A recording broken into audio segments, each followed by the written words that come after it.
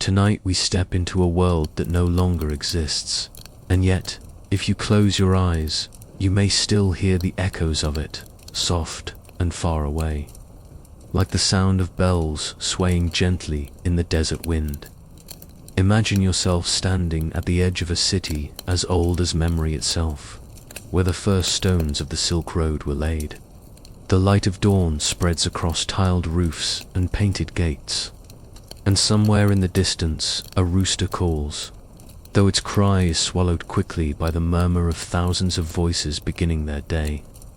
This is not the hurried clamor of a modern city, but a steady hum, a rhythm of life that moves slowly, like a stream winding through a valley. You take a step, and suddenly you are part of it. The air smells faintly of wood smoke and rice porridge, drifting from clay stoves where families gather to begin their morning. Lanterns that burned through the night are being lowered, their soft glow fading as the sun's warmth takes over. The sound of hooves clatters against the stones as horses are led to market, their breath visible in the cool of early morning. Merchants unfurl bolts of silk in colors so rich they seem to hold the light within them, crimson like pomegranates, deep green like the leaves of a spring willow, pale gold like the sand of distant deserts. For a moment you do nothing but stand still, watching, listening, breathing it in. This, after all, is the beginning of a road that will carry you far from home. And yet in this moment it feels safe, familiar, almost like a lullaby sung by the city itself. As the hours drift onward, the city wakes more fully. You walk slowly through wide avenues, past gardens where the dew still clings to leaves, and courtyards where scholars sit in silence, scrolls spread before them like wings. There is no rush here, only a patient unfolding, as though everyone understands that time itself is long, and nothing must be hurried. The Silk Road is waiting, stretching beyond the city walls. But first, it allows you to linger, to let your heart find the same gentle rhythm as the life around you, soon. Though your eyes are drawn to the western gates of the city, they stand tall and solemn, built not only of stone but of intention, for beyond them lies the unknown, a land of deserts and mountains, of strangers and new languages, of treasures hidden in marketplaces beneath unfamiliar skies. You feel a quiet excitement as you approach, a soft trembling not of fear but of anticipation. Around you, other travelers gather, merchants with their camels, monks in simple robes, families carrying baskets of dried fruit and cloth. Some have already walked for weeks to arrive here, and now they will walk for weeks more. You are among them now, and with a slow exhale you take your place. The caravan begins to move. It does not rush, for nothing about the Silk Road can be rushed. The pace is steady, like the beating of a heart, or the rise and fall of your breath as you prepare for sleep. Step by step, the city slips behind you. Its towers and walls grow smaller, until at last they are only shapes against the horizon. And then even those shapes blur into memory. Ahead stretches the road wide at first, then narrowing, winding like a ribbon between the earth and the sky. The first days are gentle, passing through fields where farmers bend to tend rows of wheat, their faces weathered but calm. Children wave as the caravan passes, their laughter carrying in the wind like birdsong. At night, you rest in small villages where the air smells of pine and warm bread. Fires are lit, stories are told, and the stars shine so bright they seem almost close enough to touch. There is a comfort in this simplicity, in knowing that, though the road is long, each day brings its own small joys, and yet, as you drift deeper into the journey, the land begins to change. The fields give way to hills, and the air grows drier, sharper, carrying with it the promise of desserts yet to come. The caravan grows quieter, the laughter softer, the steps slower. You begin to feel the weight of distance, and at the same time, the lightness of release for each step carries you farther from the familiar and closer to the unknown. It is here, in this quiet between what has been and what will be, that the Silk Road begins to weave its spell at night, when the fires burn low and the stars turn overhead. You find yourself listening not only to the voices of your companions, but to the silence itself. It is a deep silence, not empty but full, like a blanket laid gently over the earth. You close your eyes, and the road continues within you, a winding path of dreams. Tomorrow you will walk further, perhaps through mountains or along the edge of desert sands. Tomorrow you will meet faces you have never seen and taste foods you cannot yet imagine. But tonight, here, with the sky above you and the earth beneath you, the world feels still and safe and endless, and so the first part of our journey draws softly to a close. The city lies far behind, the open road stretches ahead, and the night has settled like a gentle hand upon your shoulders. Rest here for a while, let the silence cradle you, and when you are ready, we will walk further. In the next part, the road will lead us into the first desert, where the wind carries secrets of ancient travelers, and the sands remember every step. But for now, let your breathing slow, let your thoughts drift like caravan bells in the wind, and sleep gently as the journey continues without hurry. The morning comes quietly, as though the sky itself is reluctant to disturb the stillness of the earth. You wake to the sound of camels shifting their weight, their padded feet pressing softly into the ground, their long necks stretching toward the pale light. The fire from the night before is nothing more than a few glowing embers, breathing their last warmth into the cool air.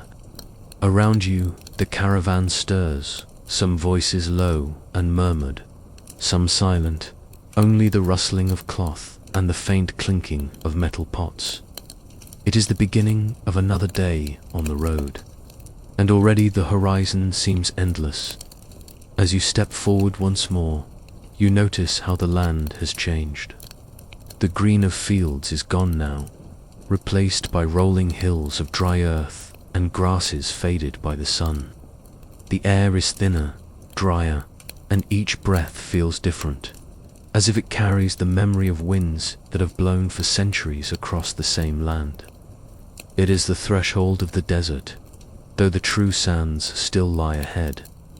For now, the road leads you gently into emptiness, a slow transition from the familiar to the unknown. Hours pass in a rhythm so steady it begins to feel like a song. The soft shuffle of camel feet, the creak of leather straps, the occasional whisper of fabric as a rider shifts position. Time itself feels slower here, stretched like the road before you. The sun climbs higher, and with it comes heat, not harsh yet, but insistent, wrapping itself around you like a cloak. Shadows shrink and vanish, leaving nothing but the brilliance of light on earth and stone by midday. The caravan halts near a cluster of rocks that offer a little shade. Waterskins are passed around, and the coolness of each drop is a relief almost too beautiful for words. You sit quietly, listening to the silence. It is a different kind of silence than in the villages, not filled with distant laughter or the crow of roosters, but vast, stretching out in every direction like the desert itself. It is a silence that makes you feel small, and yet somehow also infinite, in the afternoon. The journey resumes, and the first hints of sand appear.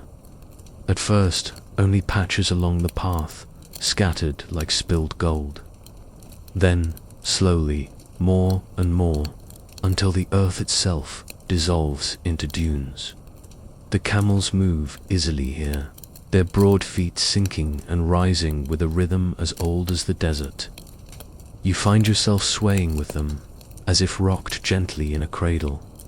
The wind picks up, carrying with it grains of sand that sparkle in the sunlight. They sting your skin lightly, but even this feels part of the story, part of the slow weaving of the Silk Road into your memory. Night falls differently in the desert. The air cools quickly, the heat vanishing as though it was never there. The sky opens wide, and stars scatter across it in countless numbers, brighter than any you have ever seen. The caravan forms a circle, fires are lit, and for a while voices rise again, soft songs, quiet stories, words spoken in many languages. You do not need to understand them to feel their warmth. They are human sounds, familiar even in their strangeness, carrying comfort across the night. You lie back, the sand beneath you surprisingly soft, almost like a cushion. Above you, the Milky Way stretches like a pale ribbon, a mirror to the road you walk upon. Somewhere, far to the west, it bends toward lands you have not yet reached. For now, it is enough to know it is there, waiting. Sleep comes easily in such a place, where the world feels both vast and gentle, and the silence hums like a lullaby. Morning in the desert is different too. There is no gradual rising of city sounds, no vendors calling or bells ringing. Only the whisper of wind, the faint groan of camels as they rise, the slow crackle of fire coaxed back to life. The light is soft at first, washing the dunes in pale pink and silver, before the sun rises and the colors turn gold. You drink warm tea, its steam curling into the cool air, and the taste lingers on your tongue like comfort carried across time.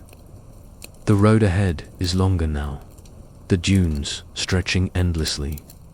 The caravan moves slowly, deliberately, each step measured. The heat grows, but still the silence remains, a companion that never leaves. You begin to notice small things, the curve of a dune shaped like a wave, the way the shadows of camels stretch across the sand, the delicate footprints of birds that have passed in the night. Even here, in what seems empty, there is life. By evening, an oasis appears, as if by magic. Palms rise suddenly against the horizon, their green fronds swaying gently. Pools of water glimmer beneath them, and the air is cooler, sweeter. The caravan quickens its pace, and soon you are resting in shade, drinking deeply, watching as camels kneel and roll, as though they too are relieved by this gift. Around the oasis, a small settlement thrives. Mud brick houses, gardens of herbs, children chasing one another in play. You realize that the Silk Road is not only a path between great cities, but also a thread that binds together tiny places like this, keeping them alive, giving them purpose. The night here is filled with new sounds. Laughter carries through the palms, mingling with the soft rustle of leaves. You hear the splash of water, the bark of a dog, the call of a bird you do not know. Fires burn, but they are brighter here, their light reflected in the pools. You sit near one, sipping another cup of tea, watching sparks rise like stars returning to the sky. Someone plays a flute, the notes slow and low, like the sighing of the desert itself. It is music meant for listening in silence, and as you listen, your breathing slows, your body relaxes, and you feel the weight of the day slip away. Tomorrow, the road will lead deeper into the desert. Tomorrow, there will be longer stretches without water, longer silences, longer nights beneath the stars. But tonight, here at the oasis, you rest. The palms sway above you, the water lies cool beside you, and the fire warms your hands. You close your eyes, knowing that the road is endless, but also knowing that each step carries its own kind of peace. And so, part 2 of our journey ends with the whisper of palm leaves and the stillness of desert stars. In the next part, the caravan will cross the true expanse of sand, where mirages shimmer and the world feels like a dream. But for now, let the gentle breath of the oasis cradle you. Let your thoughts drift like leaves upon the water, and sleep deeply as the Silk Road waits patiently for you to walk further. The desert waits quietly as dawn lifts its pale curtain of light across the horizon. You wake at the oasis, the cool shade of palm fronds casting patterns on the ground, and the faint trickle of water reaching your ears like a lullaby that has not yet ended. Camels kneel patiently, chewing slowly, their dark eyes steady and calm, around you. Fellow travelers gather their belongings with the unhurried grace of those who know the journey is long and cannot be rushed. There is no need for haste, for the Silk Road itself moves at its own ancient rhythm.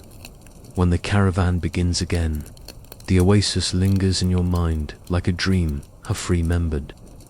The fresh taste of water, the cool shade, the children's laughter all slip behind you as the dunes stretch forward once more.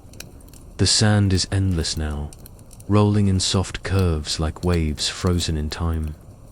Each dune rises gently, cresting like a swell of the sea, before falling away into another.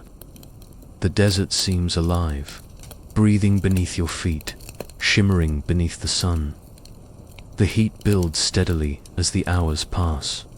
The air ripples with mirages, distant pools of water that vanish as you draw near, illusions painted by the sun. Yet the caravan presses forward, calm and unbroken. Camels sway as if on water, their steps steady and sure. You find yourself lulled by their rhythm, your body rocking gently, your thoughts drifting as though you too are floating across a silent ocean. Here, sound is rare. A low call from the leader of the caravan, the creak of leather straps, the sigh of wind pushing fine grains of sand across the surface. There are no trees, no rivers, no voices of birds, only the vastness stretching outward in every direction, a stillness so complete it feels almost sacred. In that silence, you begin to feel the road within you, as if each step taken is also a step deeper into your own dreams. At midday, the caravan pauses. A great canvas tent is raised to shield from the sun, and travelers gather beneath it in shade. The tea brewed here is bitter, strong, but soothing in its own way. The water is rationed carefully, each drop precious, each sip savored. The stillness around you is immense, and yet there is comfort in knowing you are not alone. Dozens of others sit with you, breathing the same dry air, sharing the same road, bound together by the simple act of moving forward. When the sun lowers, the caravan resumes, the sands now glowing in amber and rose. Shadows lengthen, stretching like brush strokes across the dunes. The heat softens, and a coolness returns, as though the desert has a gentler side it only reveals at dusk. Your thoughts wander to those who have walked here centuries before, traders carrying silk and jade, pilgrims with prayer beads, envoys bearing letters from emperors. Their footsteps to have vanished into sand, yet their presence lingers. Like whispers carried by the wind, night in the deep desert is unlike any other night. When the fires are lit, their glow seems tiny against the vast sky, and yet their warmth is enough. You sit close, feeling the heat against your skin, listening as voices rise in quiet conversation. A story is told in a language you do not know, but the tone is soft, the rhythm slow, and you understand it is meant to soothe. Others hum a melody, their voices blending into the hum of the fire. The stars above are countless, spilling across the heavens in streams of silver light. You gaze upward, and it feels as though the road continues not only across the earth, but across the sky as well. A mirrored journey in the constellations. When sleep comes, it comes deeply. The sand beneath your blanket is soft, almost tender, as if the desert itself cradles you. You dream of distant cities with high walls, of markets filled with spices, of rivers cutting through valleys, places that lie far ahead, waiting to be discovered. And yet, even in dreams, the desert remains endless and serene, a reminder that the journey is as precious as the destination. The next morning, the air is cool and fresh, carrying with it the faint scent of sand dampened by night dew. The caravan rises quietly, no one rushing, everyone moving with the same calm patience as before. You set out once more, the road leading deeper into the shimmering heart of the desert. The sun climbs, the dunes stretch, and still you walk. Sometimes silence fills the day. Sometimes a fellow traveler rides beside you, offering a smile, a gesture, a handful of dried dates to share. No words are needed, for the road itself speaks for everyone. Hours slip into days, and you lose track of time. In the desert, time does not march as it does in cities. It drifts, like sand blown by the wind. Each dawn feels both new and eternal, each night both fleeting and infinite. And through it all, the road carries you gently forward. One evening, as the sun dips low, the caravan crests a high dune, and before you lies a sight that takes your breath. In the distance, beyond the waves of sand, a faint line of green stretches across the horizon. An oasis, larger than any before. Palms cluster thickly, their tops dark against the glowing sky, and at their feet, a settlement spreads. Whitewashed walls, low domed roofs, smoke rising from cooking fires. The air carries the faintest scent of wood and spices, even from here. It is a promise of rest, of water, of human company after days of silence. The pace quickens slightly, though still steady. The camels lift their heads, as if they too sense the nearness of relief. Voices rise in quiet joy, and soon the desert gives way to the fertile edge of another oasis town. Children run to greet the caravan, laughing, their feet kicking up dust. Traders call from doorways, offering bowls of steaming food, pitchers of cool water. The town is alive with sound, and after the hush of the desert, it feels like stepping into another world. That night, you rest beneath a roof again, the air filled with the smell of bread and herbs. The sounds of life surround you, dogs barking, doors creaking, voices murmuring in the streets. It is comforting, but also strange after the vast silence. You realize the desert has settled within you, its stillness etched deep. And yet, the journey continues, always drawing you onward as you lie down to sleep. You know tomorrow will bring new landscapes. Perhaps mountains rising in the distance, perhaps valleys threaded with rivers.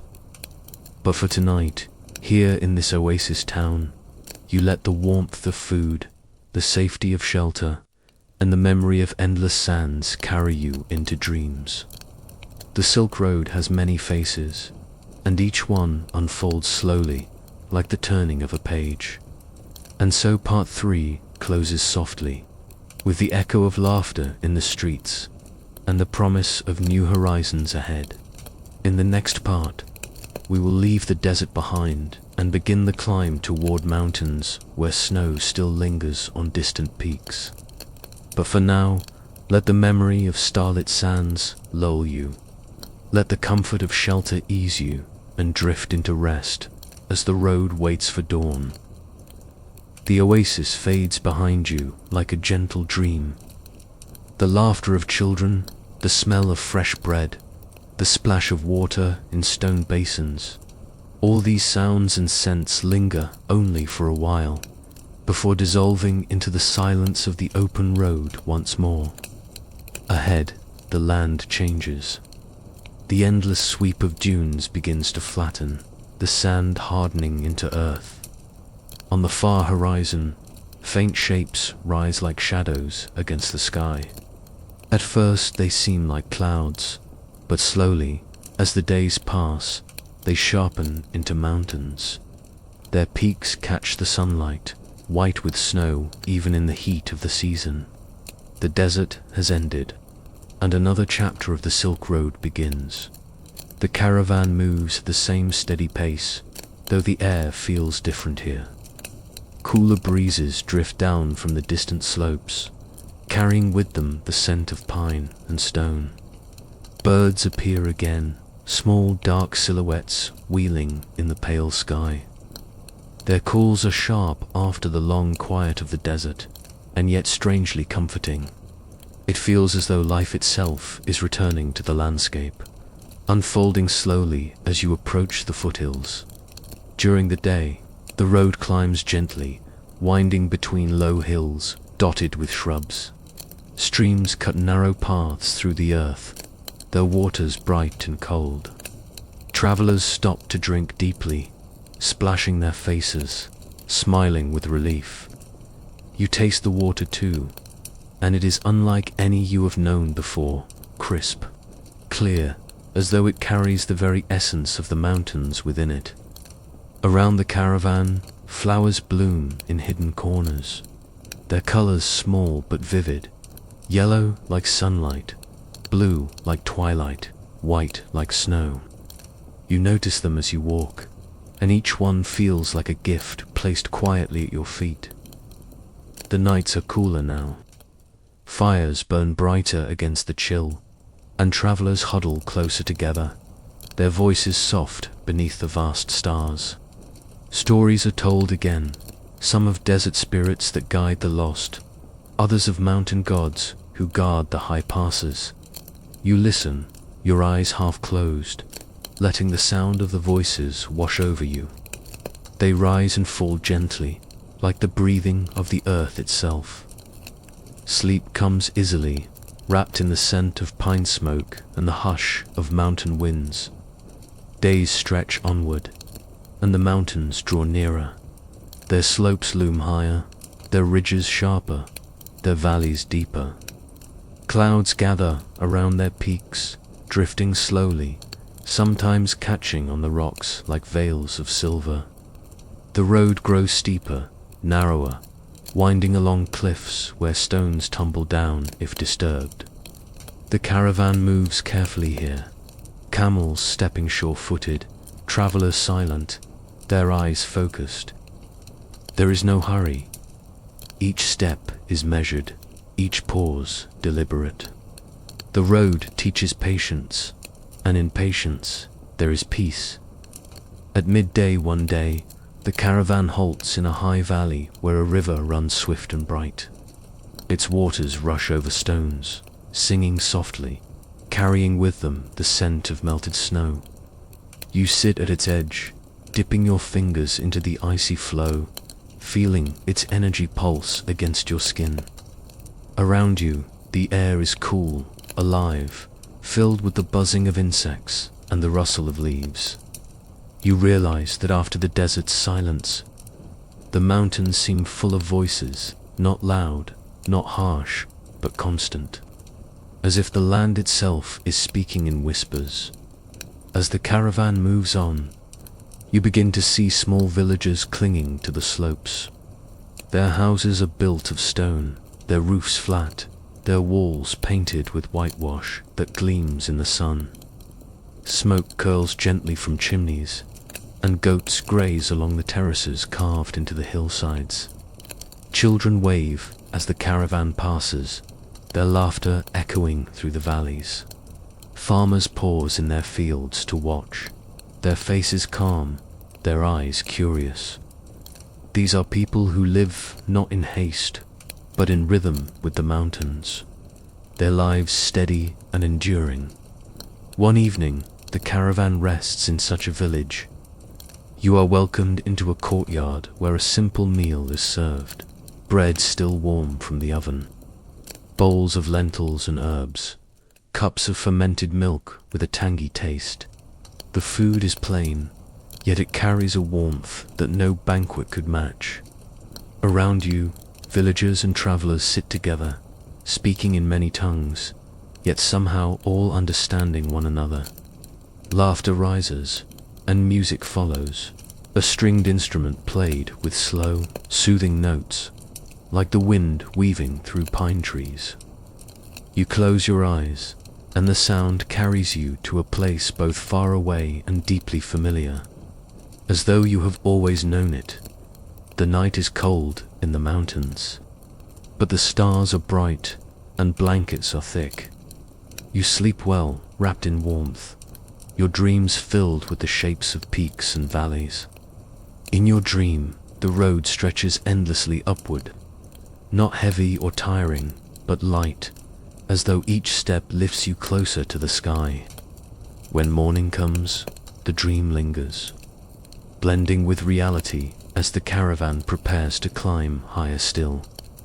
Days pass in this way, the road winding upward, the air thinning, the landscape shifting. Pines give way to rocky slopes, where only hardy shrubs cling to life. Snow appears in shaded crevices, its white gleaming even beneath the sun. The silence deepens again, though not the silence of emptiness. This is the silence of altitude, of air so pure and thin it seems to carry only the sound of your own breath. Each inhalation feels precious, each exhalation a release. You walk slowly, your body adjusting, your heart steady. At last, one afternoon, the caravan reaches a high pass. The world spreads out beneath you, valleys deep and shadowed, ridges stretching into distance, peaks capped with snow. Clouds drift below, as if you have stepped above the sky itself. The wind is strong here, tugging at cloaks and scarves, whistling through the stones. And yet, in its strength, there is gentleness too. It feels like a greeting, a reminder that even the harshest places have their kindness.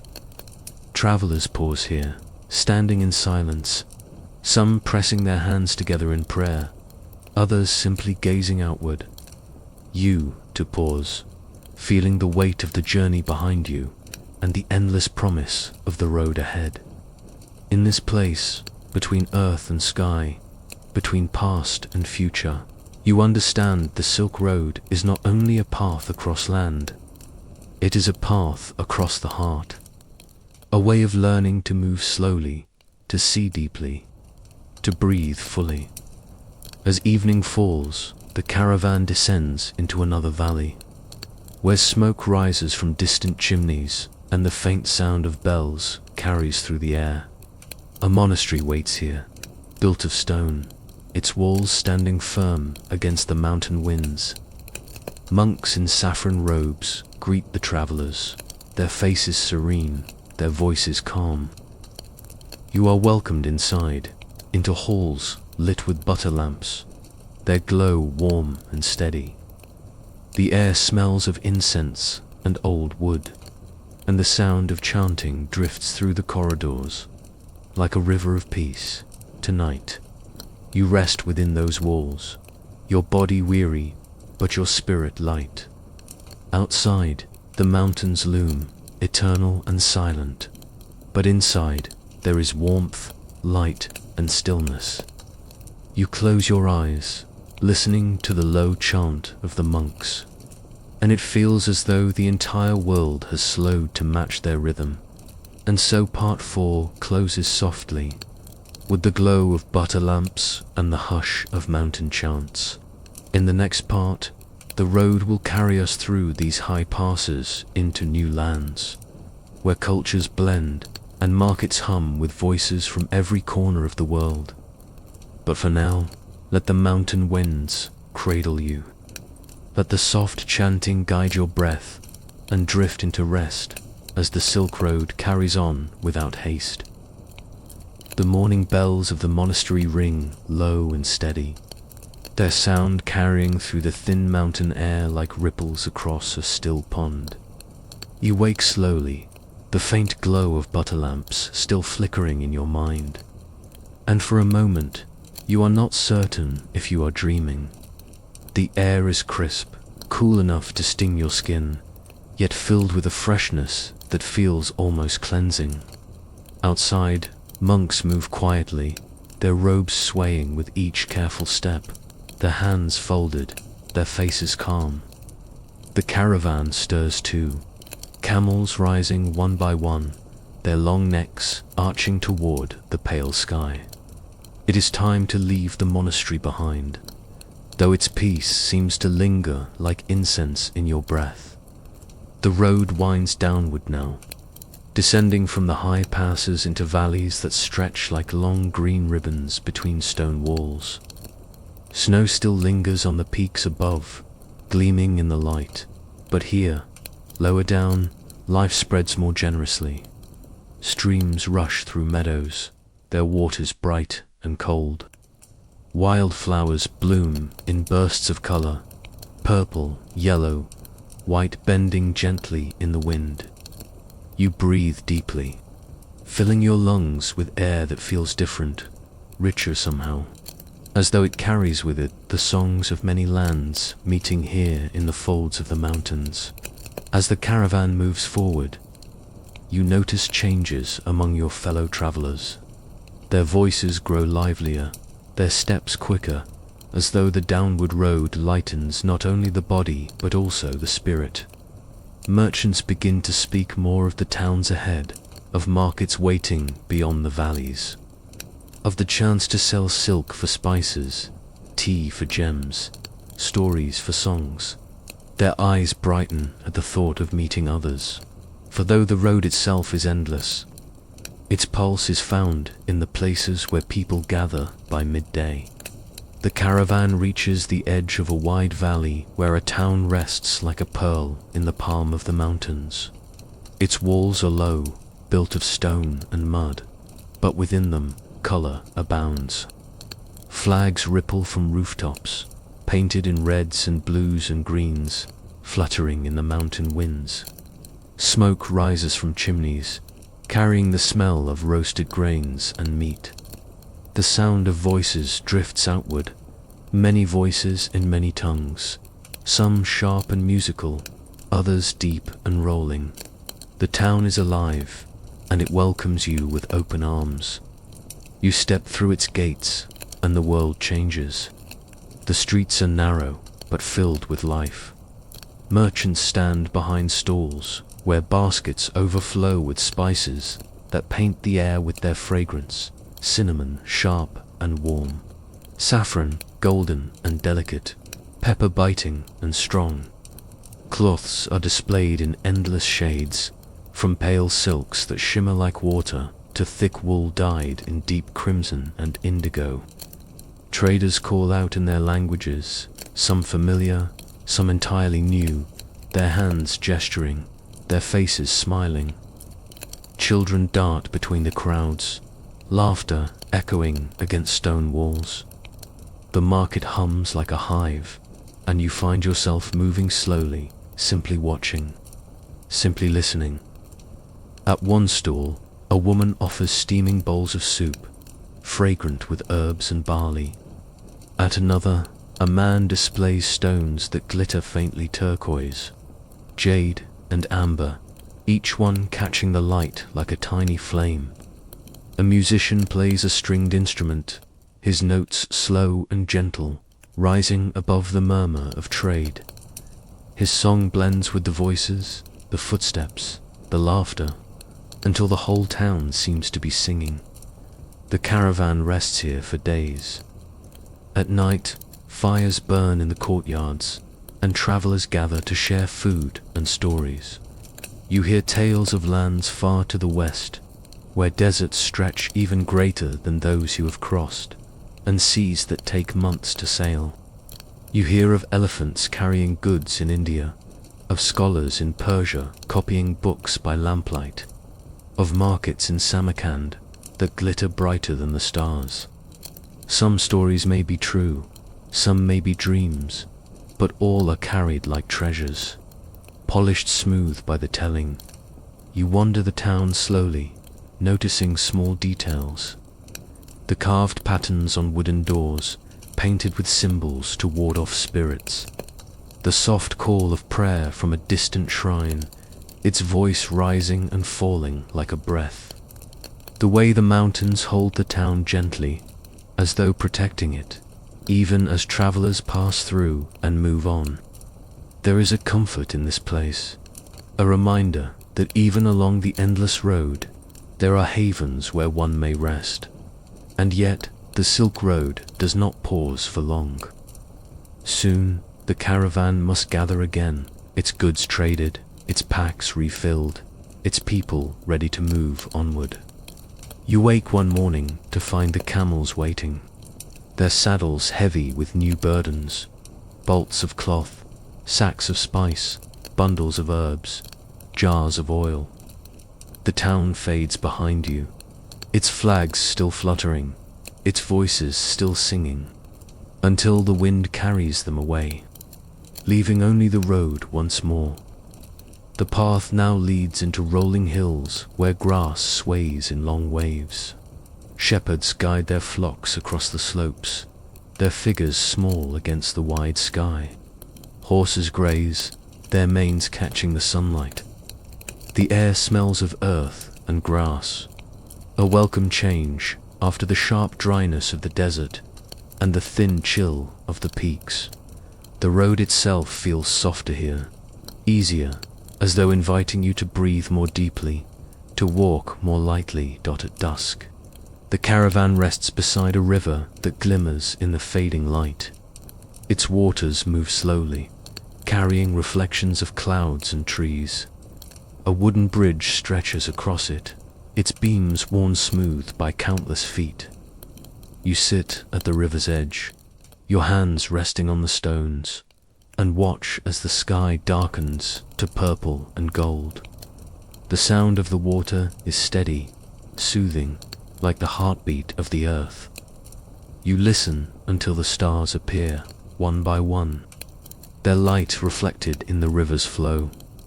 That night, sleep comes with dreams of voices and faces. You dream of markets filled with color, of mountains that rise into the clouds, of ships waiting on distant seas. The road has carried countless souls before you, and it feels as though their dreams linger, brushing against your own. You wake before dawn, the stars still above, and for a moment, you are not certain if the dream has ended. As the caravan moves forward once more, you realize that each step carries you deeper into a world of meeting and mingling. The Silk Road is not only a passage through landscapes, it is a passage through humanity itself. Every town, every village, every campfire is a place where lives touch, where stories pass from one tongue to another, where the world becomes both larger and smaller at once. And so part 5 closes gently, with the image of a river reflecting the stars, and the soft murmur of traders' voices fading into memory. In the next part, the caravan will enter the great valleys of Central Asia, where cities gleam like jewels in the steppe, and where cultures intertwine in ways both subtle and grand. But for now, let the river's song guide your breathing. Let the stars calm your thoughts, and drift into rest as the road unfolds in dreams. The morning air is cool, carrying the faint scent of grass wet with dew, and the gentle sound of hooves against the earth. The caravan moves slowly out of the hills, and before long the land opens wide. It is as though the world itself has stretched and unrolled into endless steppe, a sea of green and gold swaying in the wind. There are no towering mountains now, no narrow valleys to guide your steps. Only the horizon, far and wide, stretching like a promise into the distance. The steppe is alive in its own quiet way. Herds of horses run free, their manes flowing, their hooves drumming like distant thunder. You watch them crest a hill, then vanish, only to appear again, silhouettes against the rising sun. Birds sweep low across the grasses, their wings flashing white and grey. The wind itself is constant, brushing your face with the scent of wildflowers and earth. It is a place without walls, without boundaries, and for a moment you feel weightless, as though you too might dissolve into the endless expanse. The caravan follows faint tracks worn into the grass by centuries of travelers. Sometimes you pass small encampments of herders, their round tents of felt standing low against the wind. Smoke rises from their chimneys, and the smell of milk tea drifts across the air. Children run to meet the caravan, laughing, their cheeks flushed by the cold. They offer bowls of fermented mare's milk, sour and strange, but refreshing after long hours on the road. Their mothers smile shyly, their eyes bright, their hands busy with weaving or tending fires. Life here is simple, but it carries a rhythm as steady as the wind. At night, the sky above the steppe feels impossibly large. There are no mountains to block the view, no trees to frame the horizon, only stars, countless and shimmering, stretching in every direction. The fires of the caravan seem small beneath such a sky, but their warmth is steady, and their light is enough. You lie back on the grass, its blades soft beneath you, and watch the constellations wheel slowly overhead. Somewhere far to the west, other travelers may be gazing at the same stars, and you wonder if the road itself is a thread that binds not only places but dreams. Days pass in a rhythm of movement and rest. The grasses roll on, sometimes green, sometimes golden, sometimes bending low beneath the weight of the wind. Rivers thread their way through the land, silver and clear, their banks rich with reeds and flowers. At each crossing, the caravan pauses, camels drinking deeply, travelers filling their skins with fresh water. The sound of the rivers mingles with the sound of bells tied to the camels' necks, creating a music that belongs only to the road. One afternoon, the horizon shifts, and the faint outline of walls appears. At first they seem like mirages, distant and hazy, but slowly they sharpen, rising from the grasses like the bones of the earth. A city waits ahead, a place where nomads and merchants, pilgrims and scholars meet. Its towers gleam faintly, its gates open wide. As you draw closer, the sounds of life carry on the wind, drums beating, voices calling, laughter rising. The steppe gives way to stone and wood, and once again the Silk Road shows you another of its faces. The city is not vast like the imperial capitals you left behind, but it is bright, colorful, alive. Markets spill into the streets, their stalls covered with woven cloths, their tables stacked with goods from every corner of the world. You see silk laid beside wool, spices beside salt, scrolls beside carved stones. Merchants haggle in voices both sharp and playful, their hands moving with quick gestures. Children chase each other between stalls, their laughter rising above the noise. Musicians sit in corners, playing flutes and drums, their rhythms echoing through the streets. The city hums like a song, and you find yourself moving in step with it.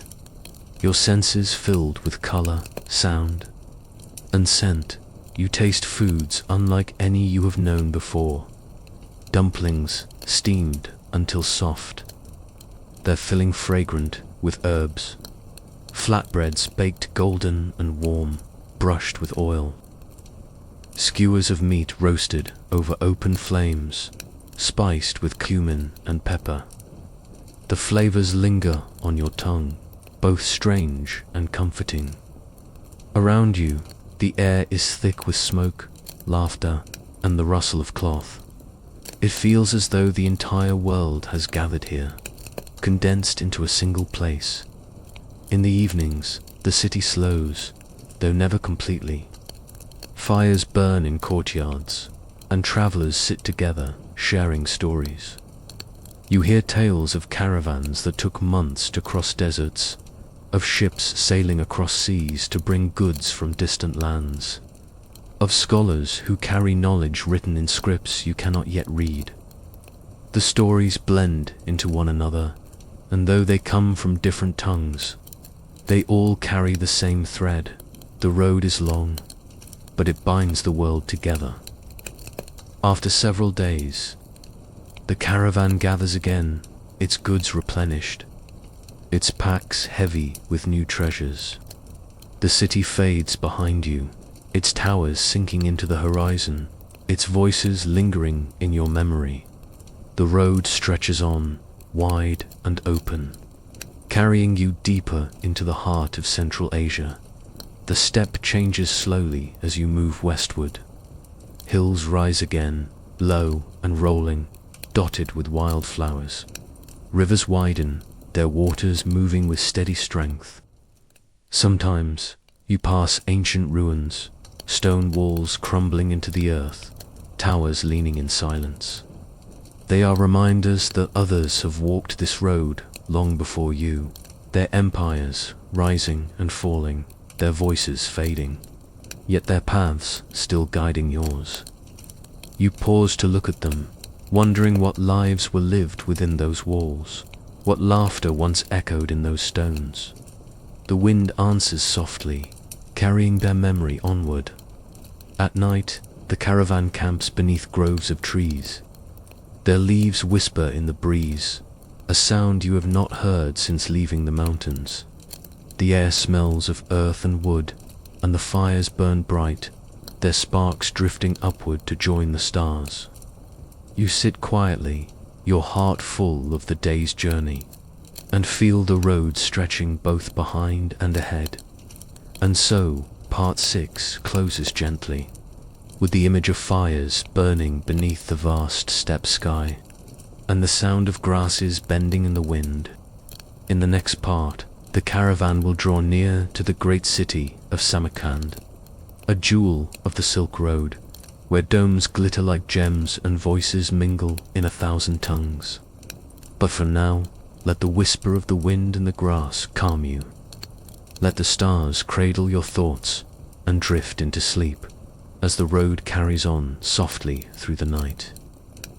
The road stretches on, and day by day the steppe unfolds like an endless tapestry beneath your feet. The air carries the scent of wild grasses, of rivers and smoke from distant encampments, and yet there is something new in it now, a faint promise, as though the horizon itself is whispering of wonders to come. Travelers in the caravan speak more often of the name that hovers in every conversation, a name spoken with reverence and warmth. Some call it a jewel in the desert, others a garden of paradise, others still a meeting place of the world. You listen to their voices, and in each telling, the city grows brighter in your imagination. Days pass, and the signs of approach begin. The roads grow busier, no longer only faint tracks across the grasses, but wide, trodden paths where many caravans have passed. You meet merchants traveling the other way, their animals laden with silks, spices, and scrolls. They smile as they pass, offering greetings in many tongues, their faces weathered but their eyes bright. They too speak of Samarkand, of domes that catch the sun like polished gems, of markets so vast they feel endless, of gardens where water runs clear and cool, even beneath the hottest skies. Each word is like a lantern lighting the way forward. At last, one morning, the horizon changes. No longer only grasses and low hills, but shapes rising walls, towers, domes, their outlines softened by distance, their surfaces gleaming faintly in the sun. The caravan stirs with excitement, and even the camels seem to lift their heads higher, their steps stronger, as though they too know the road has brought them to something wondrous. The city grows clearer as the day unfolds, its colors sharpening, its presence undeniable. Samarkand is before you, shining in the light. You enter through wide gates built of stone, carved with patterns that seem almost alive. Beyond them, the city opens like a garden blooming all at once. Streets spread in every direction, filled with voices, music, and color. The air is rich with scents, roasted meats, freshly baked bread, flowers spilling from gardens, spices thick and warm. Everywhere you look, there is movement, merchants arranging bolts of cloth that shimmer like water, women drawing water from fountains carved with lions, children chasing one another through the crowd, their laughter ringing like bells. And then you see them, the domes, vast, rounded, rising above the city like great jewels. Their tiles gleam in shades of turquoise, lapis, and jade, each one catching the light in 1,000 ways. Patterns swirl across their surfaces, endless and intricate, like the very fabric of the sky made solid. Minarets stretch upward, slender and tall, their shadows long upon the earth. It is a sight so breathtaking that for a moment you do nothing but stand still, your heart full, your eyes wide, as though you have stepped into a dream you never knew you carried. The caravan moves into the heart of the city, to the great market that lies at its center. Here, the world seems to gather. Stalls overflow with goods from every corner of the Silk Road. Silk from China, soft and gleaming. Spices from India, their colors deep and rich. Glass from Persia, clear as water. Wool from the steppes, thick and warm. Books from scholars, their pages filled with scripts in languages both familiar and strange. Voices mingle, rising and falling in countless tongues, yet all blending into a harmony of trade and life. You wander slowly, your senses filled. At one stall, you touch a fabric so fine it slips like water through your fingers. At another, you taste honey, thick and golden, its sweetness lingering on your tongue. A merchant offers you tea brewed with cardamom, its aroma sharp and soothing all at once. You sip it, and the warmth spreads through your chest, grounding you in the midst of the bustling crowd. Everywhere, there is something to see, something to hear, something to breathe in deeply and hold within you.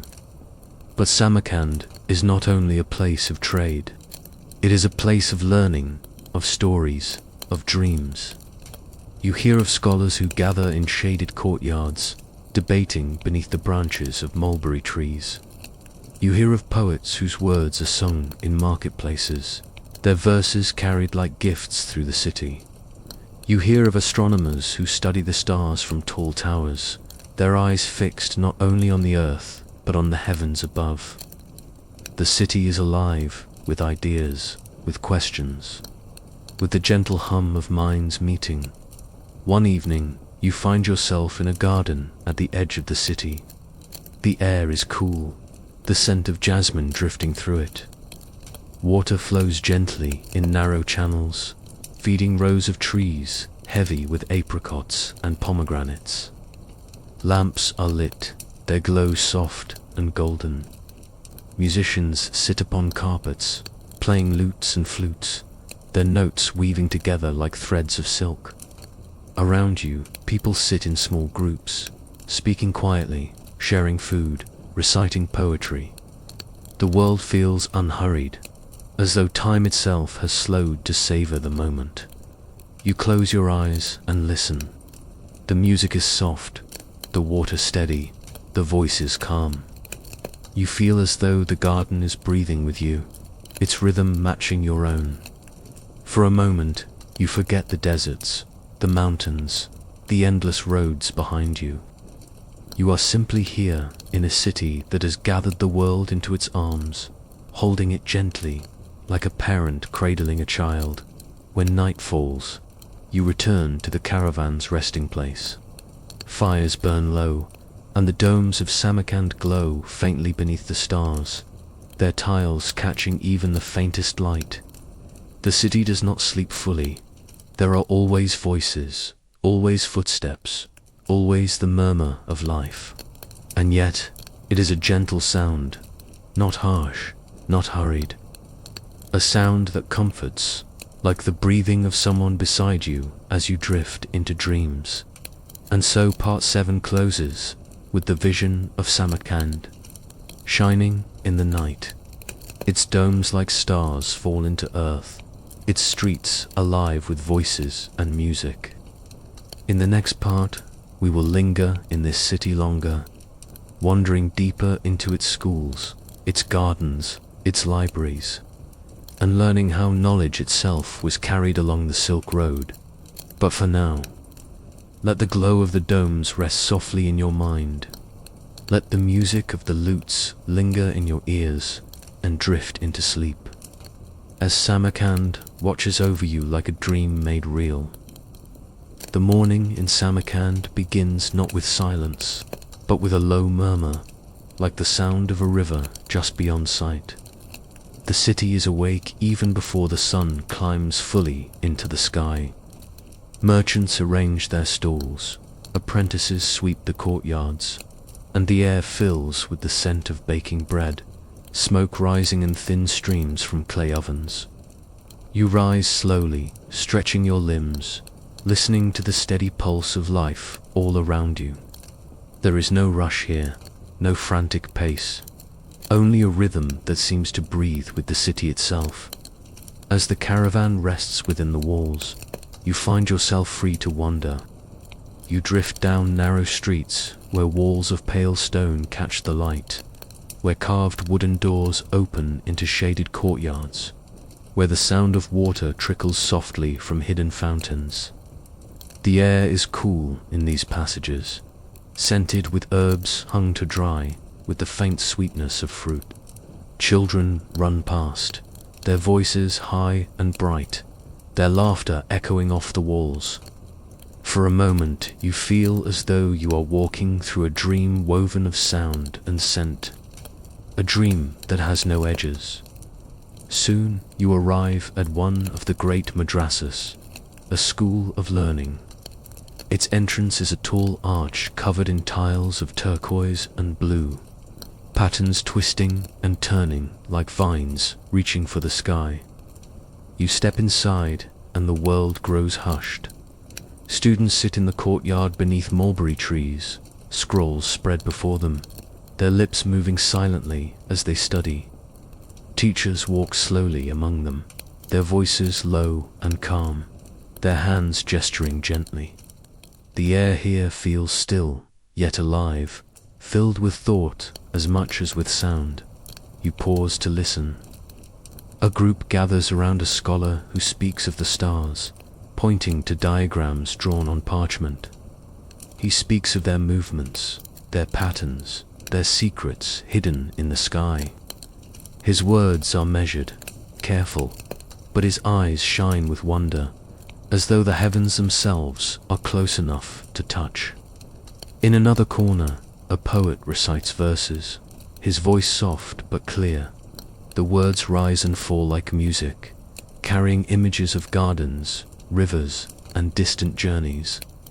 Students lean in to hear, their faces calm, their breathing slow. You walk further and find a library tucked behind stone walls. Its doors are heavy wood, worn smooth by countless hands. Inside, the air smells of parchment and ink, of cedar chests and oil lamps. Shelves line the walls, filled with scrolls and books, written in many languages: Arabic, Persian, Chinese, Sanskrit.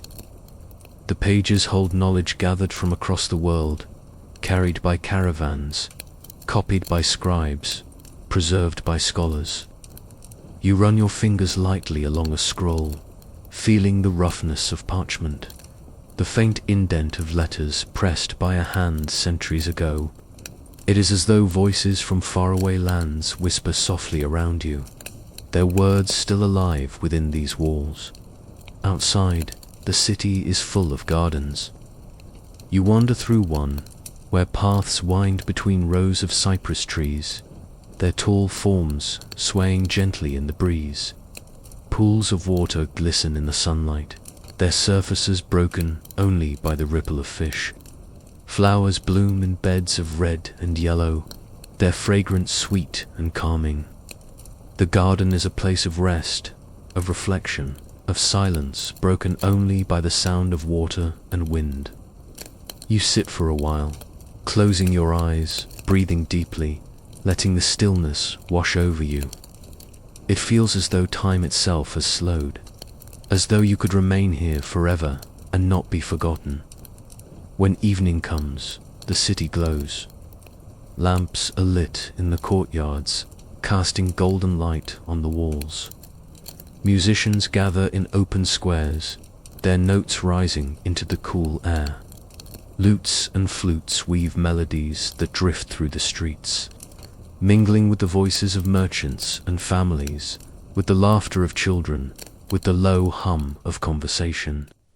You sit near one such gathering, sipping tea sweetened with honey, and listen as poetry is sung, each verse a story, each story a thread connecting you to those around you.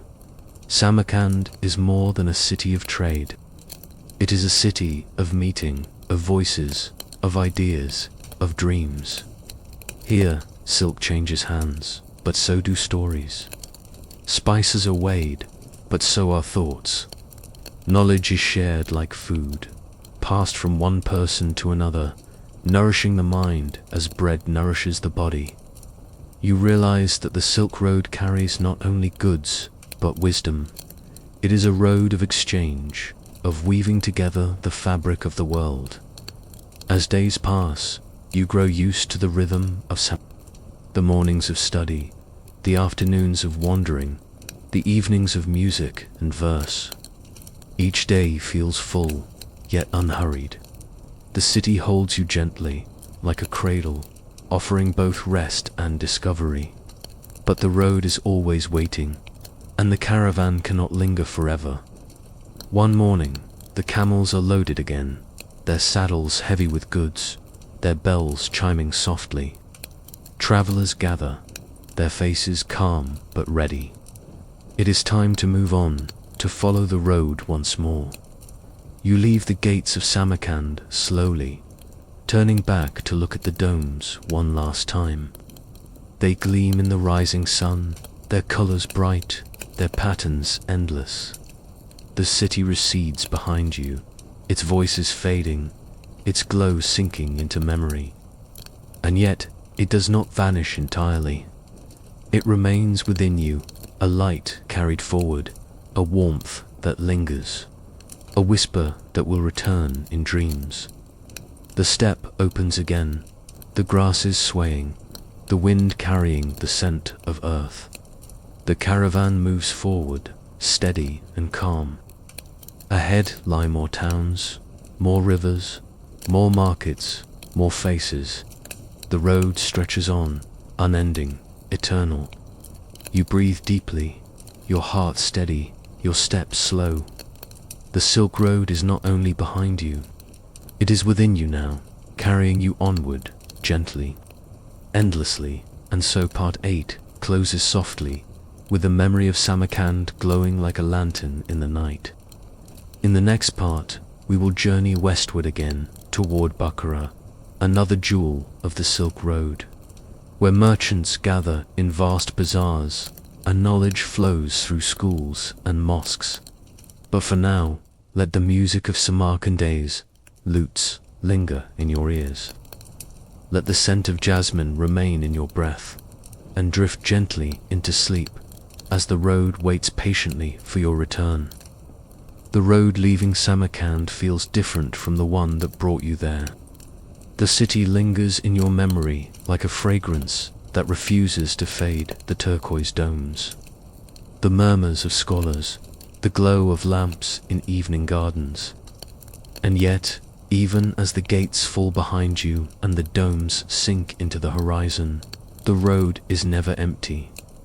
It carries you forward, steady and unhurried, toward another place spoken of in quiet tones of admiration. Bukhara, the steppe unfolds again, its grasses rippling in the wind like waves upon a hidden sea. Herds of sheep graze along the slopes, watched over by shepherds in thick woolen cloaks. Their flocks move slowly, their bells ringing softly, creating a music that drifts across the land. The air here feels drier, sharper, touched by the breath of the desert, though still softened by the grasses and streams. Each step feels lighter after the stillness of Samarkand, as though the city has given you strength to carry into the journey by day. The road is lined with travelers. Some walk with their families, their belongings bundled upon donkeys. Others ride with speed, carrying messages or precious goods. Occasionally, you meet another caravan, its camels heavy with packs, its people speaking in unfamiliar tongues. They pass with smiles, with gestures of greeting, their eyes bright.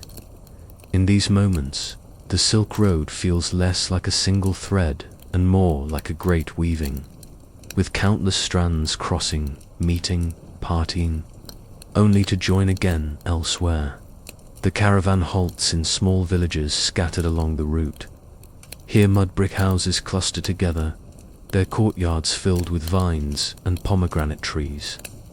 Wells stand at the center, their waters cool and sweet, their stones worn smooth by centuries of hands. The villagers welcome travelers kindly, offering bread still warm from clay ovens, bowls of thick yogurt, and tea that steams in the cool evening air. Children watch with wide eyes as camels kneel and rise, laughing at their groans and long, swaying necks. Nights along this stretch are calm. The fires burn gently, their smoke rising into skies vast and clear. Stars shine with a brilliance, unbroken by walls or domes, their light falling upon the grasses like a soft blanket. You lie upon the earth, listening to the quiet crackle of wood, to the soft murmurs of voices speaking in many languages.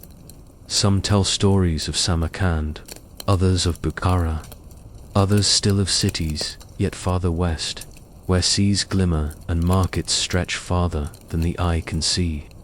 The stories drift into your dreams, and when you wake, it feels as though you have carried them with you into the day. At last, after many days, the land begins to shift. The grass is thin, giving way to earth that is harder, paler, touched more strongly by desert winds. The air grows hotter by day, cooler by night, and the horizon glows with a brightness that seems to signal something near. The caravan presses forward, and one morning, walls appear. At first, only a faint line against the horizon. Then, slowly, they rise, tall and strong, their towers catching the sunlight. Bukhara stands ahead, waiting, its gates open, its domes rising like soft blue flames against the sky. As you approach, the sounds reach you first. The cry of merchants calling their wares, the laughter of children, the ringing of hammers on metal, the chanting of prayers rising from distant courtyards. The city is alive, vibrant, filled with the pulse of countless lives. You enter through its gates, and once again the world changes.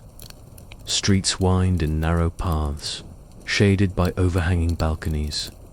Markets spill into every open space, filled with color, with fragrance, with sound. The air is heavy with spice, saffron and clove, cumin and coriander. Bolts of cloth hang from stalls, their colors deep and bright. Leather goods, pottery, jewelry, all gleam beneath the sunlight. Bukhara is a city of markets, a city of trade, where goods from every corner of the Silk Road gather. Yet, it is also a city of learning, a place where mosques and schools rise beside the markets, their courtyards filled with students and teachers. The call to prayer rises 5 times a day, its sound filling the air, echoing from minarets that stretch tall into the sky. You stand beneath one, its bricks warm in the sun, and feel the weight of centuries in its shadow. The caravan rests within the city for many days, and you spend your time wandering slowly.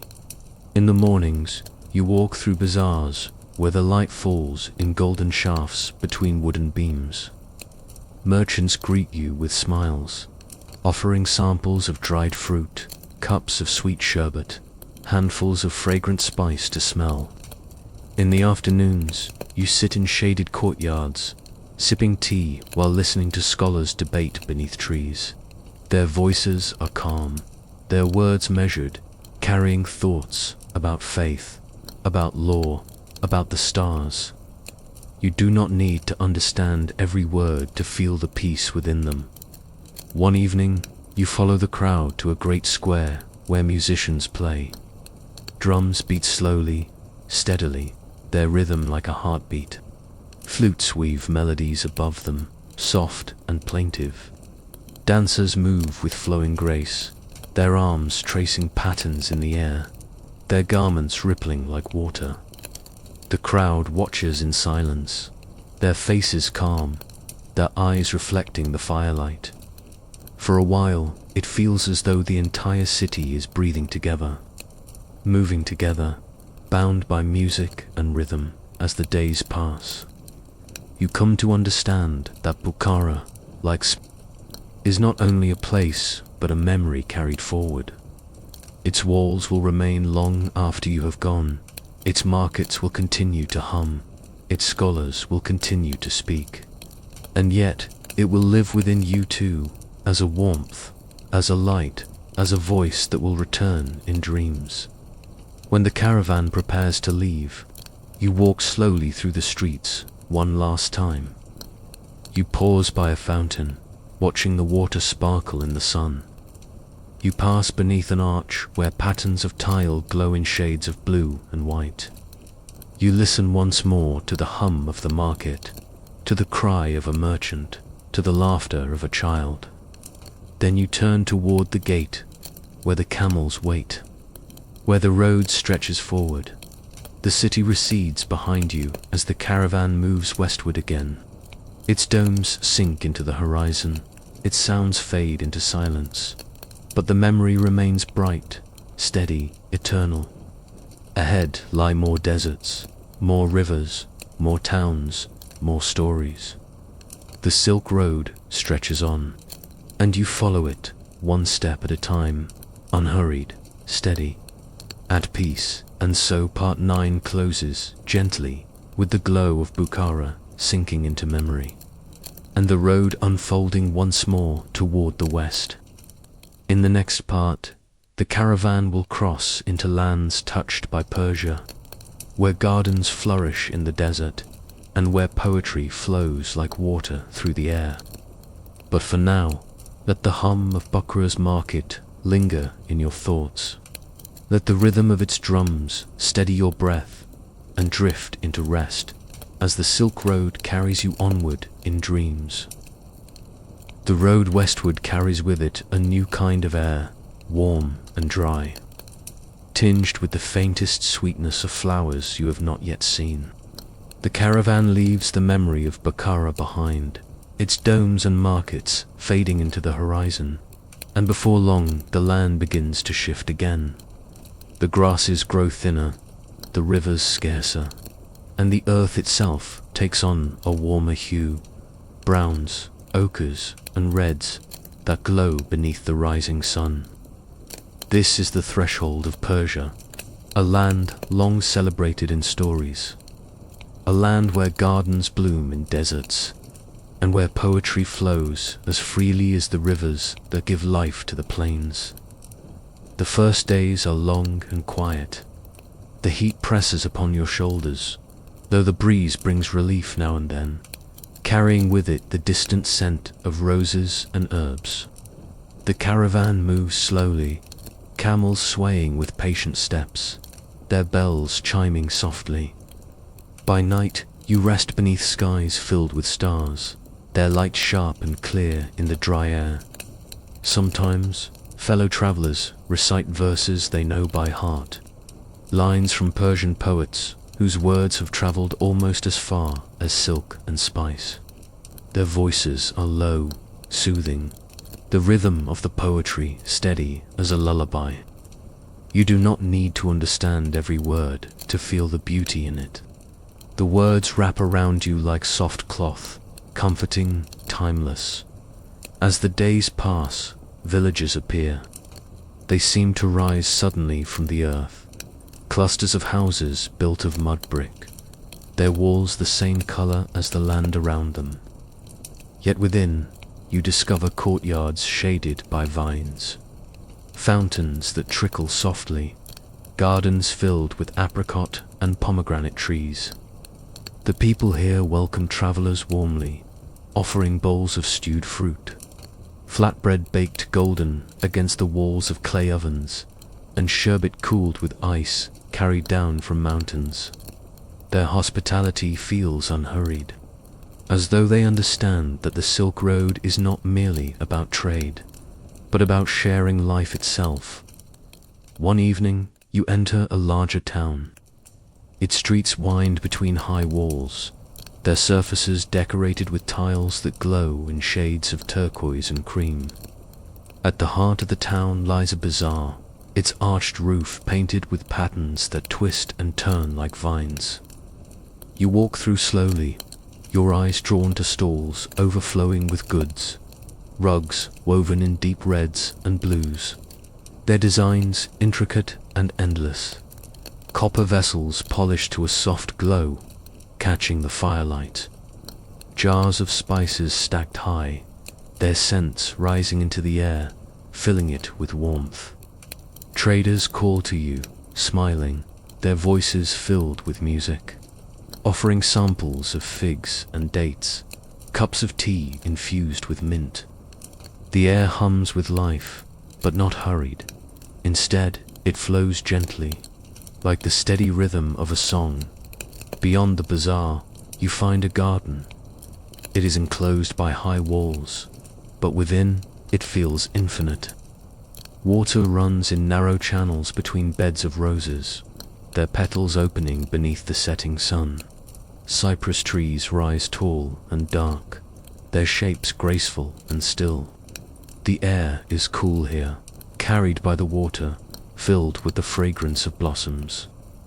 You sit upon a stone bench, listening to the sound of flowing streams, watching as birds flit between branches. It is a place of balance, a place where earth, water, air, and fire all meet in harmony.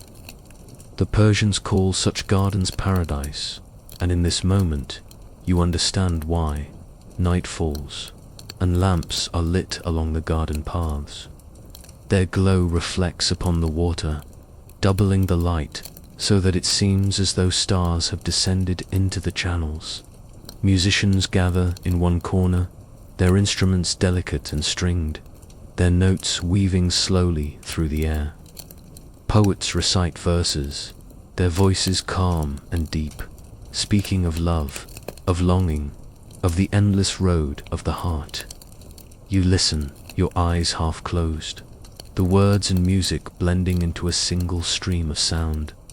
Around you, others sit in silence, their faces serene, their breathing slow. Time itself seems to pause, holding the moment like a jewel in its hand. When morning comes, the caravan sets out once more. You leave the town behind, its bazaar and gardens sinking into memory, but the fragrance of roses seems to linger still. The road leads through plains where wheat sways in the wind, golden and endless. Farmers bend to tend their fields, their movements slow and steady, their lives bound to the rhythm of the seasons. Along the roadside, children wave, their laughter carrying far. The sun rises higher, the air grows warmer, but the thought of gardens and cool streams remains within you, easing the weight of the heat. One afternoon, the caravan pauses beside a caravanserai, a great inn built of stone, with high walls and a wide courtyard. Its gates open to welcome travelers, and within there is space for animals to rest, for goods to be stored, for weary feet to pause. You enter its cool shade, grateful for the relief from the sun. Merchants gather in corners, exchanging news, sharing food. The walls echo with voices from every land: Arabic, Persian, Turkic, Chinese. In such places, the Silk Road feels like the world drawn together, condensed into a single circle of stone and firelight. That night, you lie beneath the stars once more. The air still warm, the earth soft beneath you. You think of the poets whose verses you heard, of the gardens where water flowed, of the rugs and spices, of the endless kindness of strangers. The road is long, and yet it feels gentle, as though each step is meant to be savored, not rushed. Sleep comes slowly, carrying you into dreams of fountains and roses, of stars reflected in water, of voices singing beneath cypress trees. And so part 10 closes softly, with the memory of Persian gardens and the echo of poetry lingering in your heart. In the next part, the road will carry us further into Persia, two great cities where mosques rise like mountains of light, and where scholars and poets shape the very rhythm of culture. But for now, let the fragrance of roses drift through your mind. Let the sound of flowing water soothe your breath, and drift into rest as the Silk Road carries you gently onward. The days stretch onward, and the land seems to welcome you more with every step. The grasses of the steppe are far behind, the desert softened by memory, and now the air carries the richness of Persia itself. The breeze is warm, yet it carries a sweetness, the fragrance of orchards and gardens hidden just beyond sight. The caravan moves with steady grace, its bells chiming softly, and the earth beneath your feet feels more like a path than a wilderness, as if countless journeys before you have smoothed the way. By late afternoon one day, the horizon changes once more. Rising from the plain, you see domes and minarets glinting in the sunlight, their tiles painted with patterns of blue, green, and gold. A great city lies ahead, its walls sturdy, its gates tall and wide, welcoming yet majestic. The name passes among the travelers in hushed tones.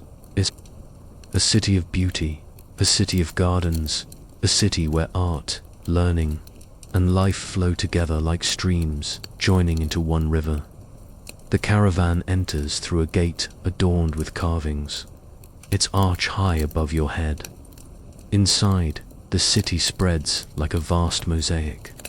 Wide boulevards lined with trees stretch forward, their branches shading pools and fountains. The sound of water is everywhere, trickling, splashing, murmuring as though the city itself breathes through it. Markets hum with voices, their stalls heavy with goods, rugs woven in deep crimson and gold, ceramics glazed in turquoise and cream, brass lamps polished until they glow. The air is thick with scents, saffron, rosewater, fresh bread baking in stone ovens. Everywhere, life is vivid, yet unhurried, unfolding like a poem spoken slowly. You wander the bazaar, its vaulted ceilings rising like the arches of a cathedral. Light filters down through small windows, painting golden patches upon the stone floor. Merchants call softly, their hands gesturing toward wares, bolts of silk, jars of honey, trays of figs, books written in flowing Persian script. The sound of bargaining fills the air, but even in the rhythm of trade there is gentleness, as though everyone knows the dance of exchange is as old as the road itself. At the center of the city lies a great square, wide and open, bordered by arcades and crowned by domes that seem to float above the earth. Children run across its stones, their laughter bright, while men sit in shaded corners, sipping tea and speaking quietly. The square is alive, yet it holds a serenity, as though its size itself invites calm. You sit for a while, listening to the murmur of voices, watching the domes catch the light of the setting sun, their colors shifting slowly from turquoise to deep indigo dot as evening falls. You follow the sound of music into a courtyard lit by lanterns. Musicians sit upon carpets, their instruments delicate, their notes weaving into the night. Poets recite verses in voices low and measured, their words flowing like water. The people gathered around listen in silence, their eyes half closed, their faces serene. The poetry speaks of love, of longing, of the beauty of gardens, of the mystery of the stars. You do not need to grasp every word to feel its peace. The rhythm alone is enough to carry you, to lull your thoughts into stillness. The next day, you wander through one of the city's great mosques. Its archways soar above you, their surfaces covered in patterns of blue tile so intricate they seem to move when you look at them too long. The call to prayer rises, filling the space with sound that echoes and softens, folding over itself like waves upon the shore. People gather quietly, their steps light, their voices hushed. The air smells faintly of incense and stone warmed by the sun. You stand still, letting the sound wash over you, and feel the stillness settle deep within, as though the very stones themselves are breathing peace. Later, you visit a madrasa, a school of learning. Students sit in shaded courtyards, their scrolls spread before them, their lips moving as they read. Teachers guide them patiently, their hands gesturing, their voices calm. You listen as one speaks of mathematics, another of the stars, another of faith. Their voices are steady, their words deliberate, as if each syllable is placed carefully like a jewel.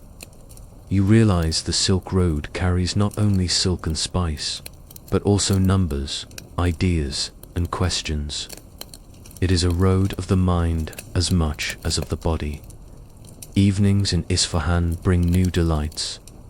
Tea houses glow with lanterns, their wooden balconies hanging over the river that runs through the city. You sit by the water, sipping tea sweetened with sugar, listening to the low hum of voices. Bridges arch across the river, their stone decorated with patterns, their arches lit by firelight. People stroll slowly across them, their steps unhurried, their faces calm. The reflection of the arches glimmers in the water, turning the river into a necklace of light.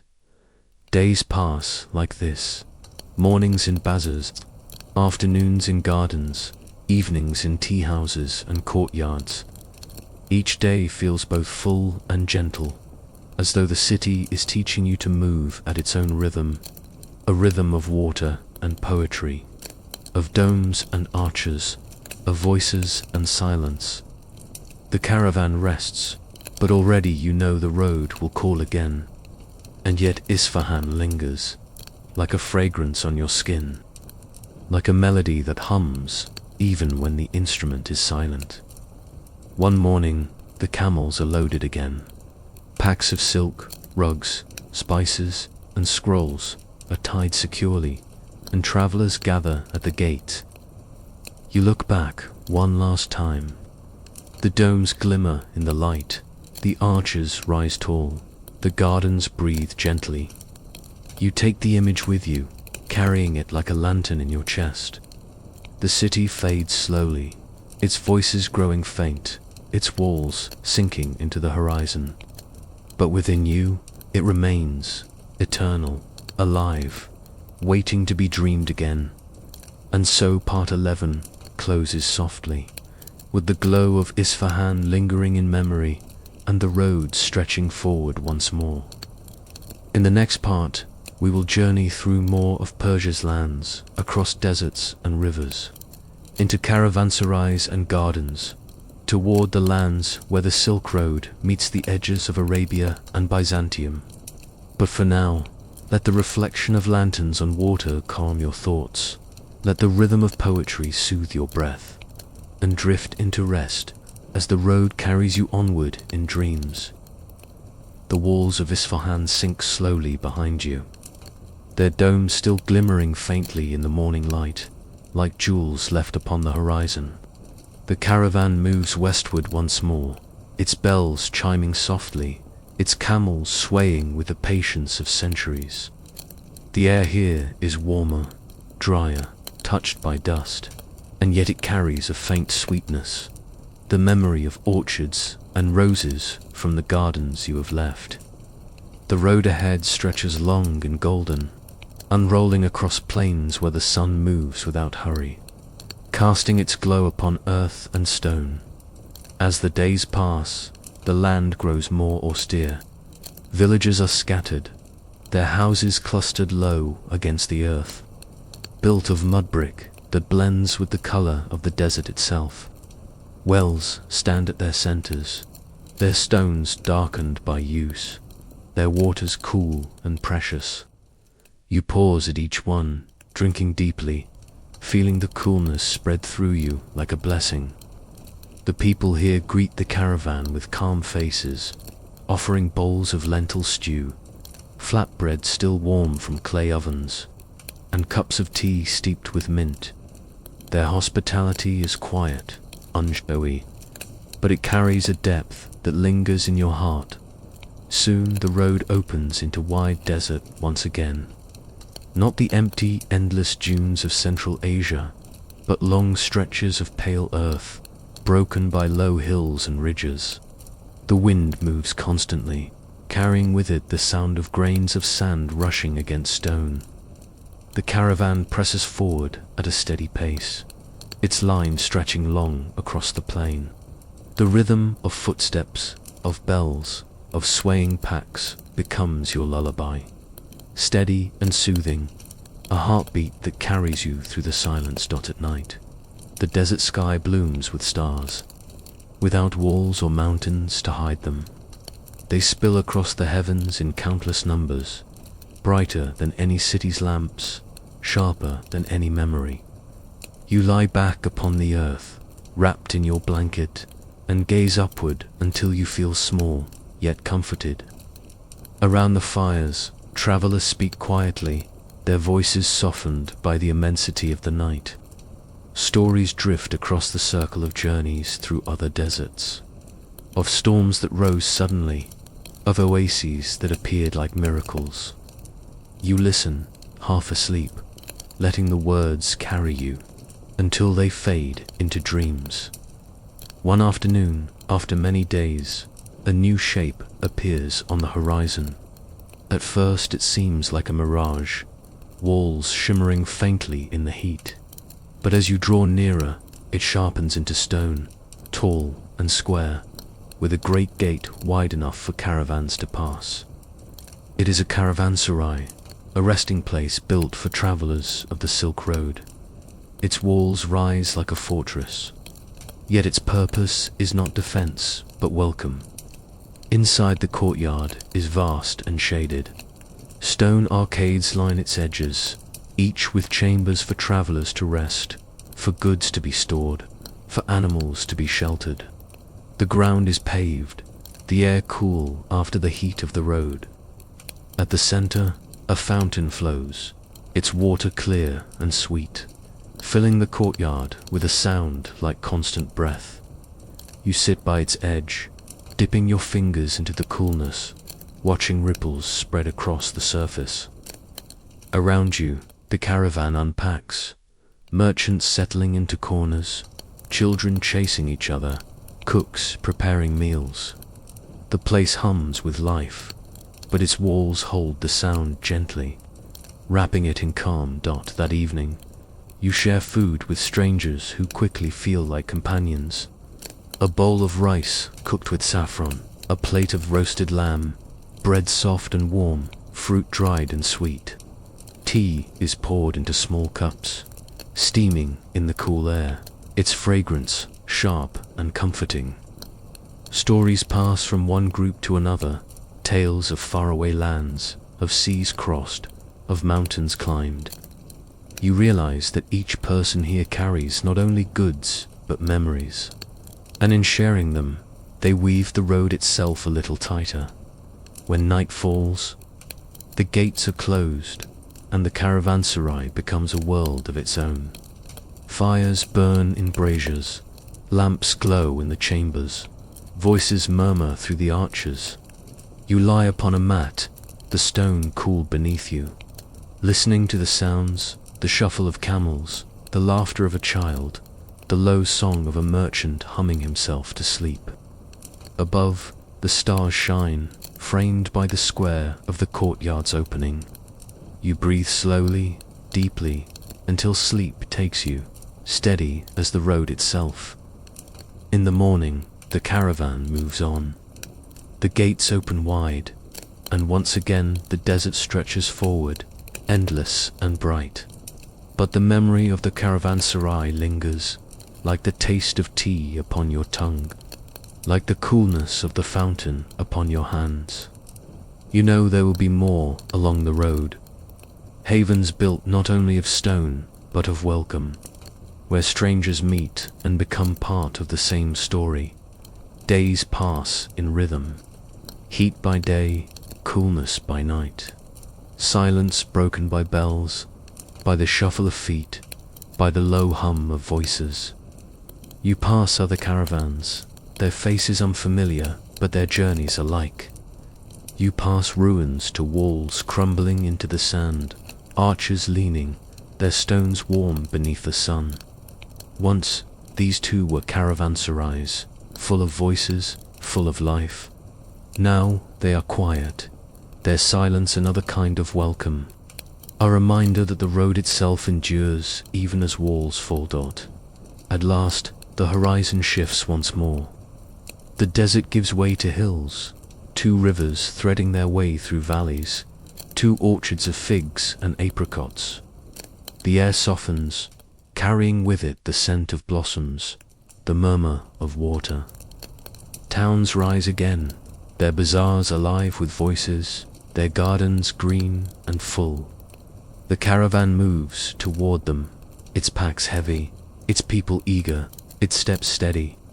The Silk Road has carried you far, and still it carries you onward. And so part 12 closes softly, with the image of lanterns glowing in a caravanserai, and the sound of water flowing in the desert night. In the next part, we will continue through Persia, drawing closer to the lands where East meets West, where Byzantium waits with its golden domes and bustling harbors. But, for now, let the memory of fountains soothe your mind, let the rhythm of footsteps steady your breath, and drift gently into sleep as the road carries you onward in dreams. The air grows warmer as the caravan moves west, the sun rising higher each day, its golden light pouring over plains and hills that seem to stretch endlessly. Behind you, Persia lingers in memory, its gardens, its fountains, its voices reciting poetry. Ahead, the horizon glows faintly with promise, a new chapter of the road unfolding. Travelers speak now of Byzantium, of Constantinople, of cities by the sea where ships rise and fall upon the waves. The very sound of the names carries weight, as though they are keys to another world. The days pass in rhythm. Camels sway gently, their bells chiming with every step. Dust rises in small clouds beneath their feet, curling in the wind, before drifting away into silence. Villages appear at intervals, each one with walls of pale stone, each one a haven of water and shade. Wells glimmer in courtyards, and vines climb across mud-brick walls.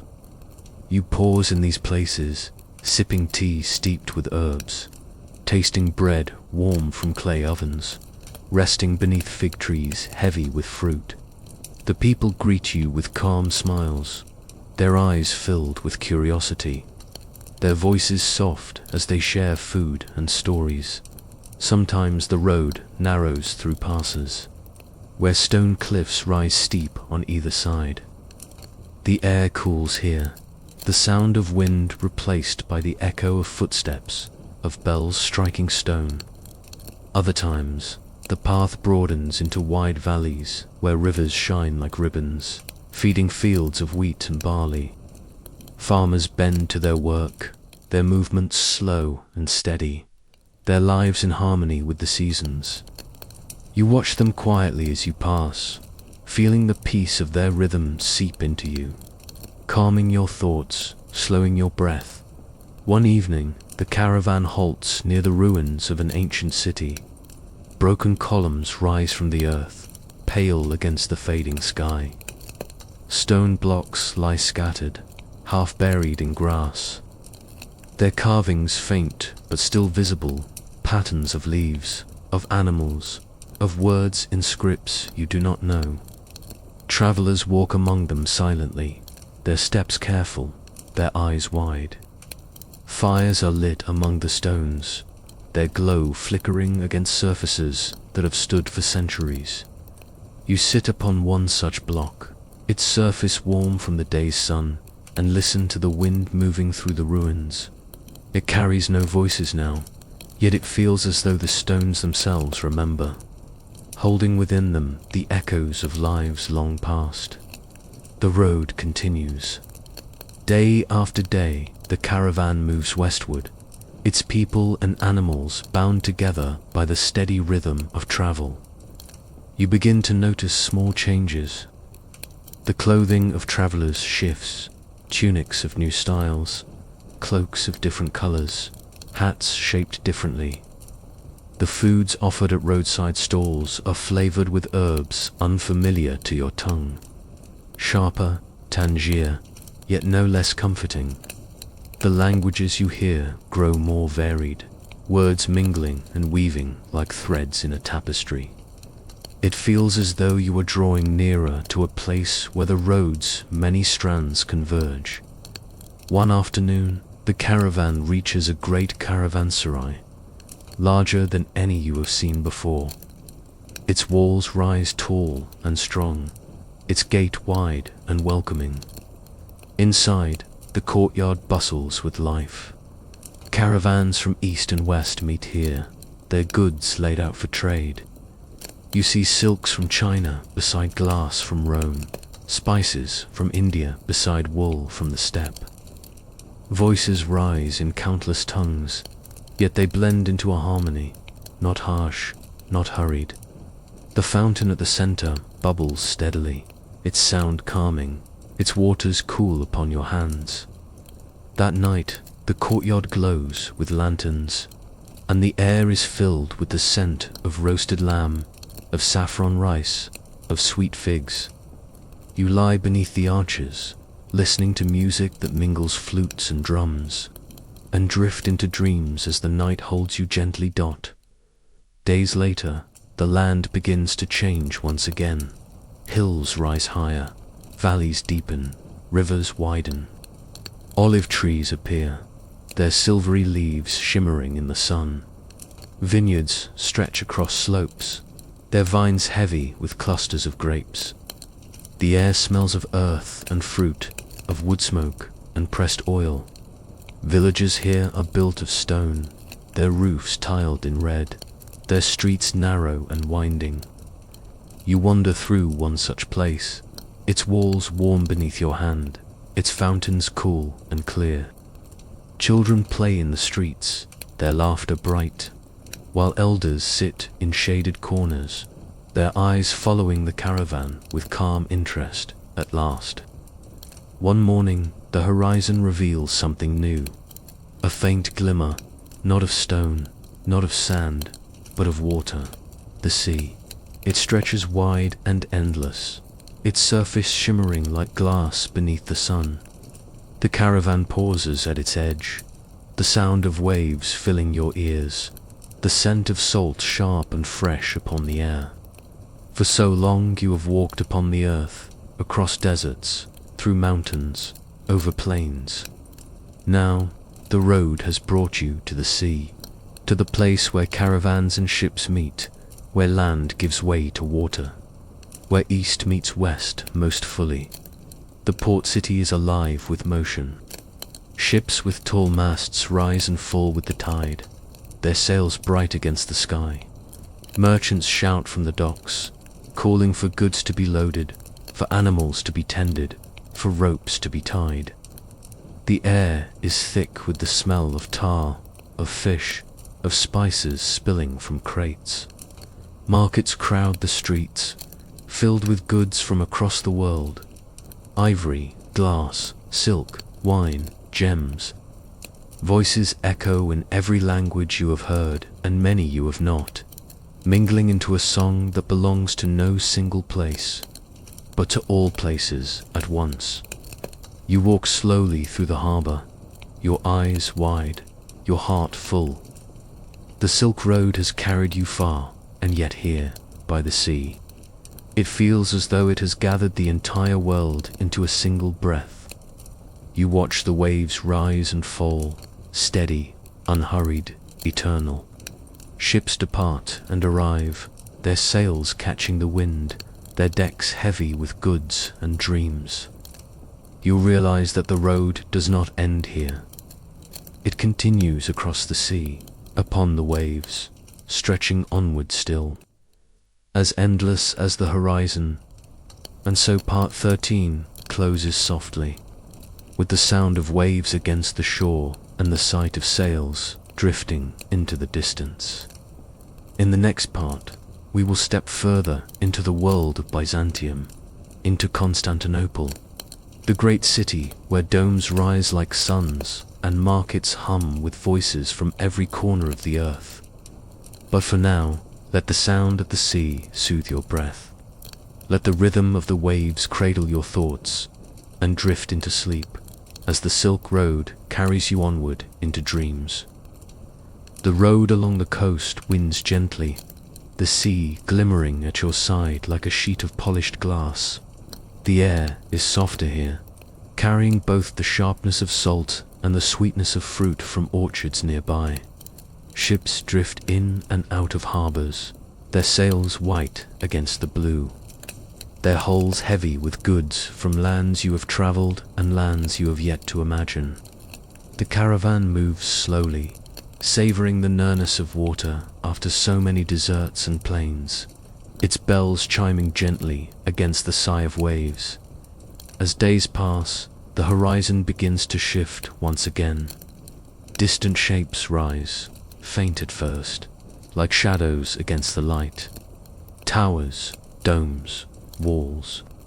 The travelers around you murmur the name in reverent tones, Constantinople, the city of cities, a place where roads and seas meet, where empires gather, where voices from every land mingle like streams joining into a single river. The name itself seems to glow as it is spoken, as though it carries the weight of centuries. The approach is long, but each step draws the city nearer, and soon its grandeur becomes clear. Walls stretch wide, tall and strong, their stones glowing in the sunlight. Domes rise above them, vast and gleaming, their surfaces covered in tiles that shimmer like jewels. Minarets pierce the sky, their tips sharp against the horizon. Bridges arch across waters, connecting one shore to another, their reflections glittering.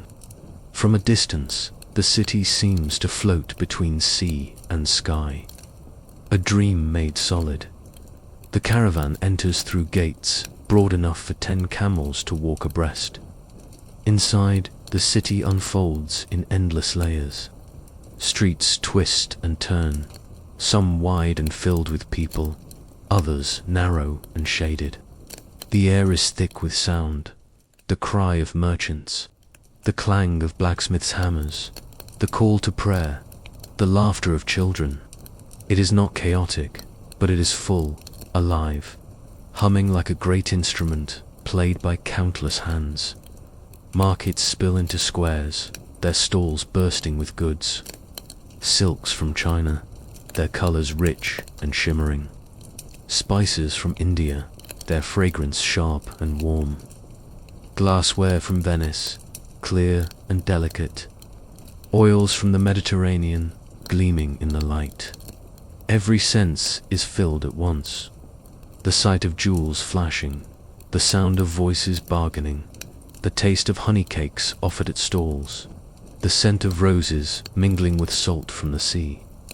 It is overwhelming, yet gentle, like a wave that carries you but does not drown you. Beyond the markets lie great buildings, their domes vast, their arches soaring. You step into one, and the air grows hushed. Light filters through high windows, falling in golden beams across stone floors.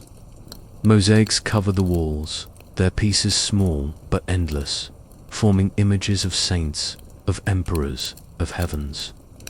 The air smells faintly of incense, the sound of chanting rising and echoing, deep and slow. It feels as though time itself has paused, holding its breath, waiting for you to listen. Outside, the city continues in its rhythm. Ships dock at harbors, their ropes creaking, their sails folding like wings. Caravans arrive and depart, their bells chiming. Scholars sit in shaded courtyards, reading scrolls and speaking in voices low but steady. Poets recite verses in the streets, their words carried by the breeze.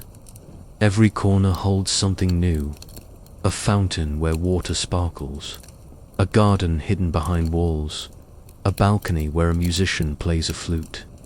The city is endless, yet each detail is complete, like a jewel polished and set carefully into place. One evening, you walk to the shore where the city meets the sea. The sun sets in waves of gold and rose, its light reflecting off domes and water alike. Lanterns are lit along the harbor, their glow mingling with the last light of day. Ships bob gently, their masts etched against the sky. The sound of gulls fades as night rises, replaced by the hum of voices, the murmur of waves, the soft strum of a lute played nearby. You sit upon the stones, watching as the stars appear one by one, mirrored in the sea, until it feels as though the heavens have doubled. The days you spend in Constantinople are full yet unhurried. You walk through markets, through churches, through palaces, each place leaving its mark upon you. You taste olives pressed into oil, bread still warm from the oven, sweetmeats dusted with sugar. You hear music in many tongues, some sharp, some lilting, all blending into a harmony.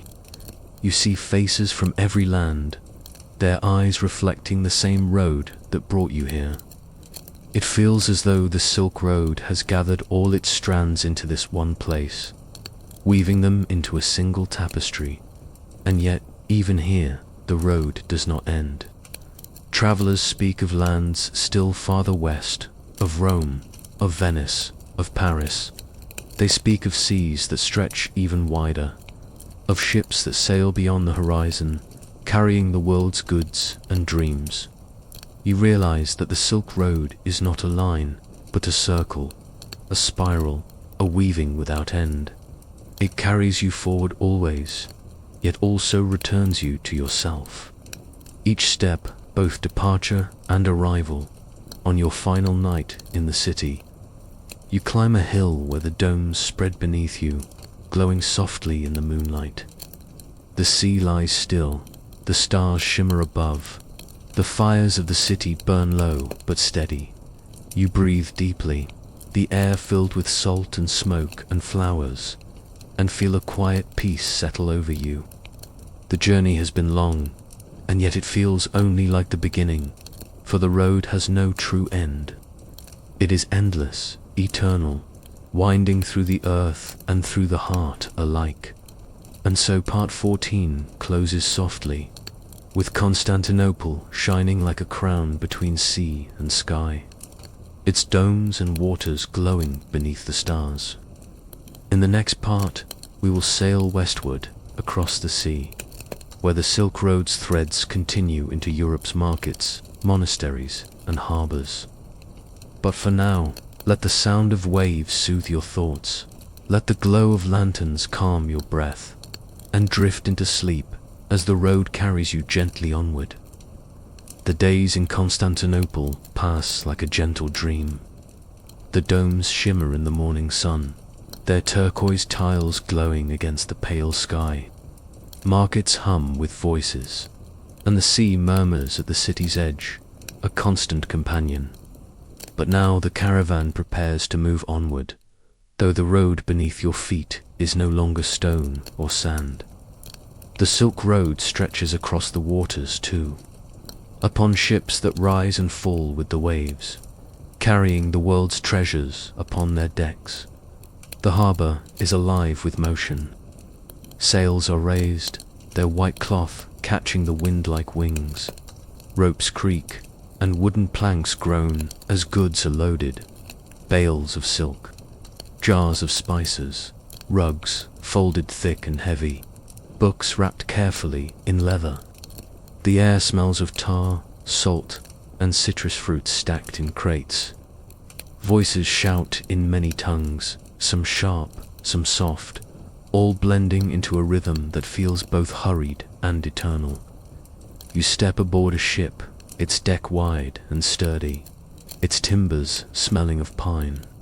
The sea waits calm but vast, stretching beyond the horizon. When the sails fill, the ship glides forward, leaving the harbor behind. Constantinople's domes and towers recede slowly, sinking into the distance until they are no more than shapes against the light.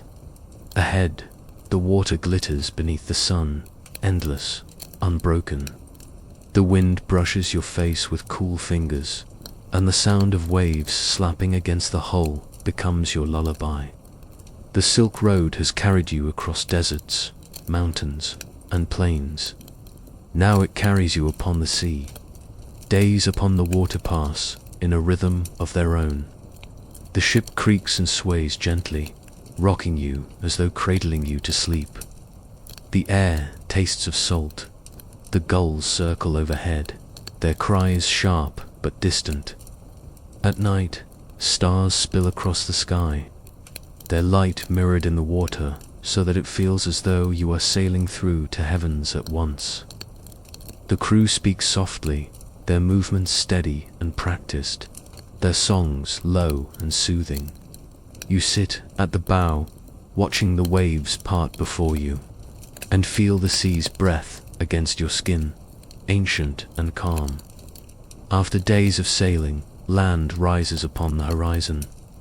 Not mountains or endless plains, but green hills rolling down to meet the sea, dotted with olive trees and vineyards.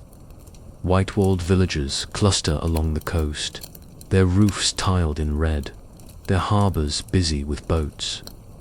This is Europe, reached not by caravan but by sail, yet still bound to the same road. The Silk Road has not ended. It has only changed its face.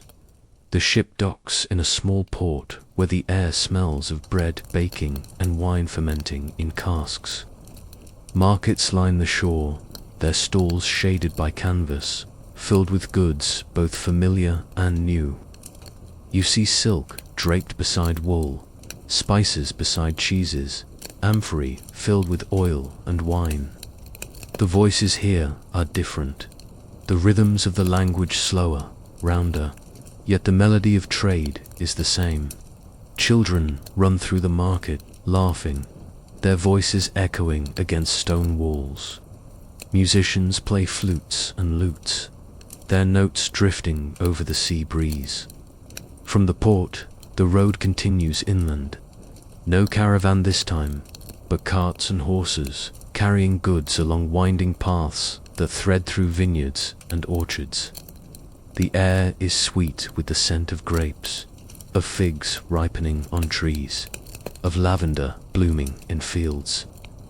You walk slowly, the earth soft beneath your feet, the hills rising and falling like gentle waves. At night, inns offer rest, their courtyards shaded by vines, their hearths warm with fire. You sit with fellow travelers, drinking wine pressed from the very grapes you walked past, listening to stories told in new tongues, yet carrying the same longing, the same rhythm, the same peace in time. You arrive at a larger city, its streets paved with stone, its churches rising tall with spires that touch the sky. Here too the markets flourish. Silks from the east still gleam in the sun, spices still fill the air with warmth, and new goods join them. Glass from Venice, silver from the mines of the north, wool dyed in deep blues and reds. The bazaar hums, the faces are many, the voices endless. You wander slowly, touching, tasting, breathing, letting the city's rhythm sink into you. In the evenings, the streets grow quieter, though never silent. Bells ring from towers, their sound deep and slow, rolling across the rooftops. Fires burn in hearths, casting their glow into windows. Music rises from taverns, songs sung in groups, voices blending, filling the air with harmony. You sit by one such fire, sipping warm broth, listening to the song. You do not know the words, but you know the feeling, companionship, warmth, rest after travel. It is the same along the entire road, spoken in different tongues, but always the same. The days pass gently, and you realize that the Silk Road has always been more than geography. It is not only deserts and mountains, not only seas and markets. It is a way of moving through the world, a way of sharing, of carrying stories and goods, of carrying life itself. It is a thread woven not only through lands, but through people, binding them together, softly, endlessly. One afternoon, you walk to the edge of the city where the land rises above the sea. From here, you can see both the road behind you and the waters ahead. Ships move slowly across the horizon, their sails full, their decks heavy with goods. Carts rumble along the paths below, their wheels steady. The air is filled with the mingling of scents, salt from the sea, smoke from the hearths, flowers from the fields. You breathe deeply, letting it all settle within you, and feel a calm like no other dot. And so part 15 closes softly, with the sight of ships drifting westward and the sound of bells echoing across the hills. In the next part, we will journey deeper into Europe, into its markets and monasteries, where silk and spices found new homes, and where knowledge from the East mingled with the West. But for now, let the rhythm of the waves linger in your breath. Let the glow of firelight warm your thoughts and drift into rest, as the Silk Road continues to carry you gently onward. That was part 15, approximately equals 1,200 words. The hills roll softly beneath your feet, their slopes lined with olive groves and vineyards, their fields golden with grain. You are no longer in the deserts of Persia or the mountains of Central Asia. This is Europe, a land shaped differently, yet still touched by the same road that carried you here. The caravan has dissolved into smaller groups. merchants guiding carts along winding paths, travelers moving from one town to another, their goods carried in saddlebags. The road feels gentler now, yet its rhythm is unchanged. One step, then another, steady and calm, as though the earth itself is still singing the same old song. The air is rich with scents of the harvest. Grapes hang heavy on their vines, figs ripen in the sun, lavender sways in purple rows along the edges of fields. Farmers tend to their work with slow movements, their tools worn smooth by use, their voices carried faintly on the breeze. Children chase each other through orchards, their laughter high and bright. You pause often, breathing in the sweetness of the land, listening to the hum of bees drifting lazily from flower to flower. After deserts and seas, the abundance here feels like a gentle gift, as if the earth itself has spread a table before you. The road leads into towns, each with its market square at the center. The squares are lively, yet calmer than the bazaars of Samarkand or Isfahan. Wooden stalls line the edges, their roofs sloped, their tables covered with goods. Wool dyed in deep colors hangs beside silks brought from the east. Spices, still rare and precious, are displayed in small jars, their fragrance rising into the air, pepper sharp and biting, cinnamon sweet and warm, cloves rich and heavy. Merchants speak in voices both familiar and strange, their words carrying the same cadence of trade you have heard all along the road. Bargaining is softer here, more measured, but the spirit is the same. An exchange not only of goods, but of trust, of smiles, of stories shared. One afternoon, you enter a monastery that stands just beyond a town's edge. Its walls are high and plain, but within, the world changes.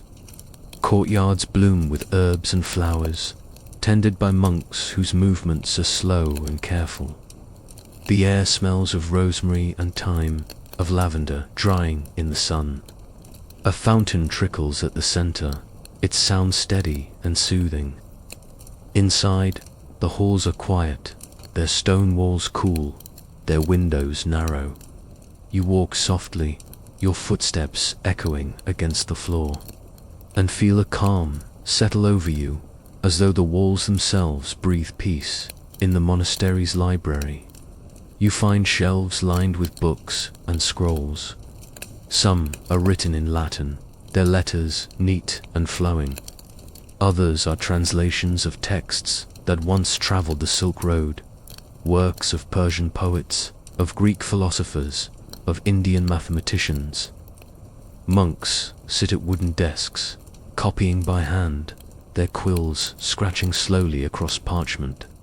Candles flicker beside them, their flames steady, their light warm. You realize that knowledge has not only traveled in caravans, but in careful hands, preserved here in silence, waiting for the future. The road carries not only goods, but wisdom, and here in these quiet halls, it finds a safe home. Nights in Europe bring a different kind of peace. Bells ring from church towers, their sound deep and steady, marking the hours as the sun sets. Fires glow in hearths, casting light across courtyards and streets. Families gather around tables, breaking bread, sharing stories. In taverns, voices rise in song, their melodies simple, their rhythms strong.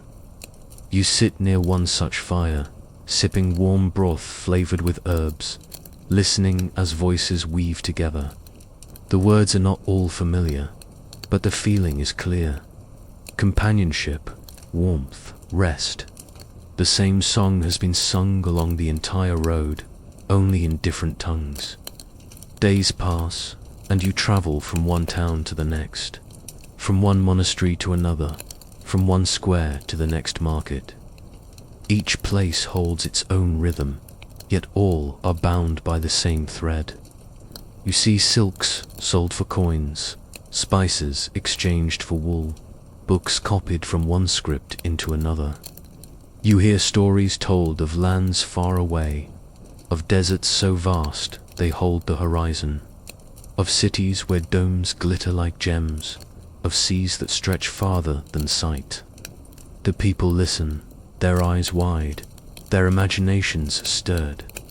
The Silk Road carries not only goods, but wonder, and here, in these towns and monasteries, that wonder takes root. One evening, you climb a hill that overlooks a valley.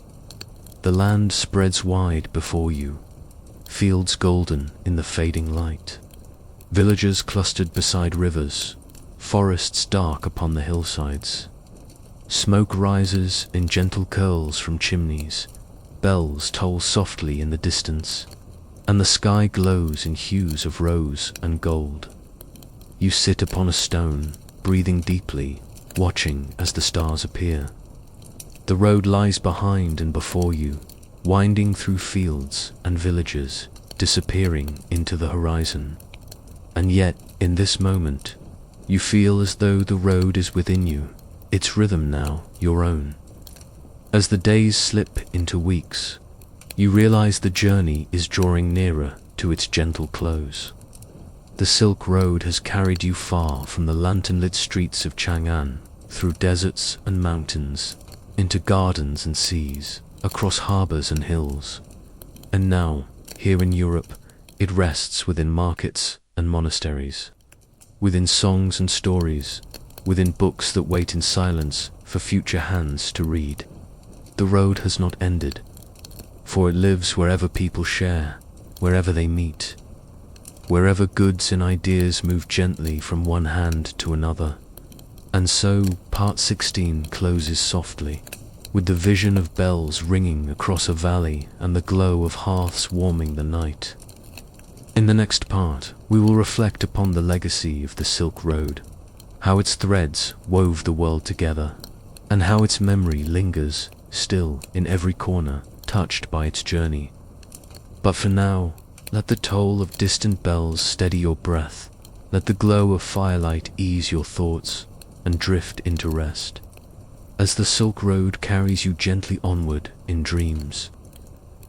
The road stretches behind you now, a thread woven through deserts and mountains, through markets and seas, through gardens and monasteries.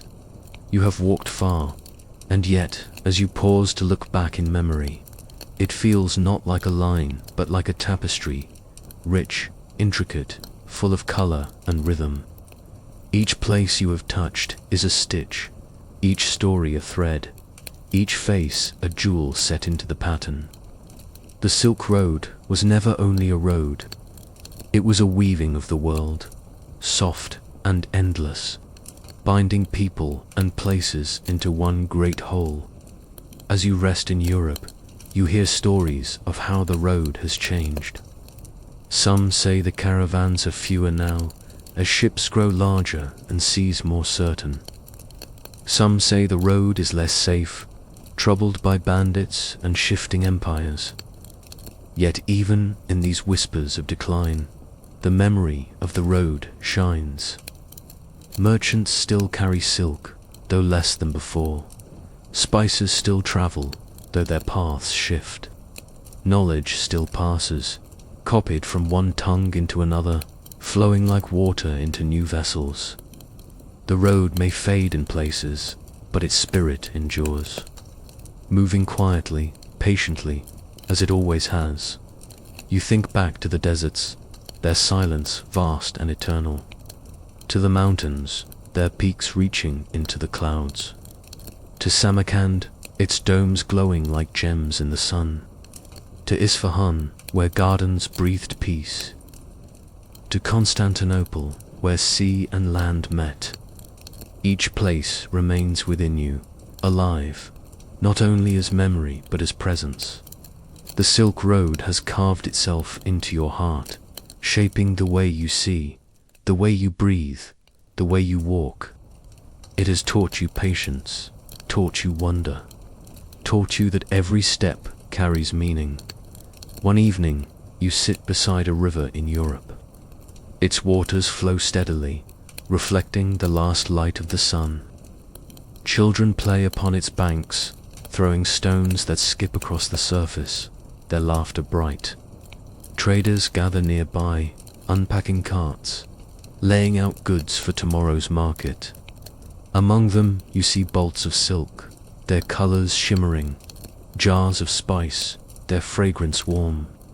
Even here, so far from the deserts and gardens of the East, the Silk Road breathes. Its goods, its stories, its life have taken root in soil new and different, yet still welcoming. You realize then that the Silk Road was never about its beginning or its end. It was always about the spaces in between, the pauses at wells, the laughter shared around fires, the quiet songs beneath stars. It was about the human rhythm, slow and steady, that carried goods and dreams alike. Long after caravans vanish, long after empires rise and fall, that rhythm remains, carried in voices, in books, in songs. The road lives on wherever people share in the quiet of night. You think of the monks in distant monasteries, their quills scratching across parchment, preserving wisdom for centuries to come. You think of scholars in Samarkand, gazing at the stars and seeing patterns that would shape the future. You think of farmers by wells in Persia, of sailors guiding ships by constellations, of poets whose verses still echo. Each one is a traveler on the same path, whether they knew it or not. Each one is part of the same song. The stars above you seem to whisper the same truth. They shine as they did over the deserts, as they did over the steppes, as they did above the seas. They shine as they will for centuries to come, their light steady, their rhythm unbroken. The Silk Road may shift, may fade, may change its form, but it is as endless as the stars. It is the pattern of sharing, of meeting, of moving gently across the world. Days pass, and you wander through more markets, more villages, more hills and valleys. Each place feels smaller now, not because it is less, but because you carry so much within you already. The road is not outside anymore. It is inside, stitched into you as surely as silk is woven into cloth. You walk more slowly, more deliberately, savoring each step, each sound, each breath. You understand now what the road has always taught, that life is not in the haste, but in the stillness of walking, in the quiet act of noticing. And so, as the sun sets one evening, casting gold upon the fields, you rest and reflect. The Silk Road has been a journey across earth, but also a journey across the heart. Its treasures are not only silk and spice, but patience, wonder, kindness, and peace. Its legacy is not only in empires and trade, but in the way strangers met and became companions, the way stories were told and retold, the way songs drifted from one fire to another. The road itself will change, as all things do. Empires will rise and fall, ships will sail, borders will shift, but the spirit of the Silk Road endures, soft as silk, steady as footsteps, bright as stars. It endures in every act of sharing, in every kindness, in every word passed gently from one to another. It endures in you now, carried like a lantern, lighting your steps, even when the path is no longer clear. And so, part 17 closes softly, with the glow of stars above a river and the hum of the road within you.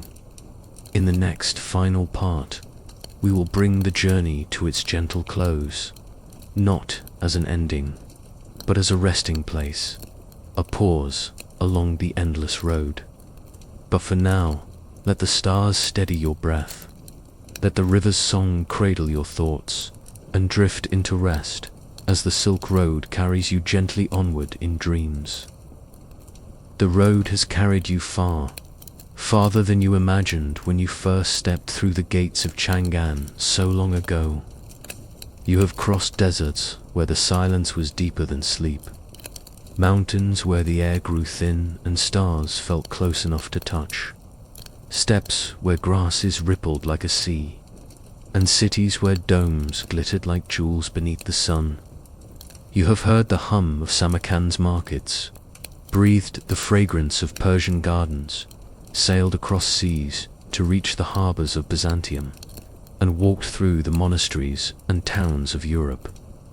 Each place was a chapter, and together they have become a story, the story of the Silk Road. And now, as the journey draws to a pause, you find yourself sitting quietly on a hillside, looking back not with haste but with peace. The road is behind you, the road is ahead of you, and the road is within you.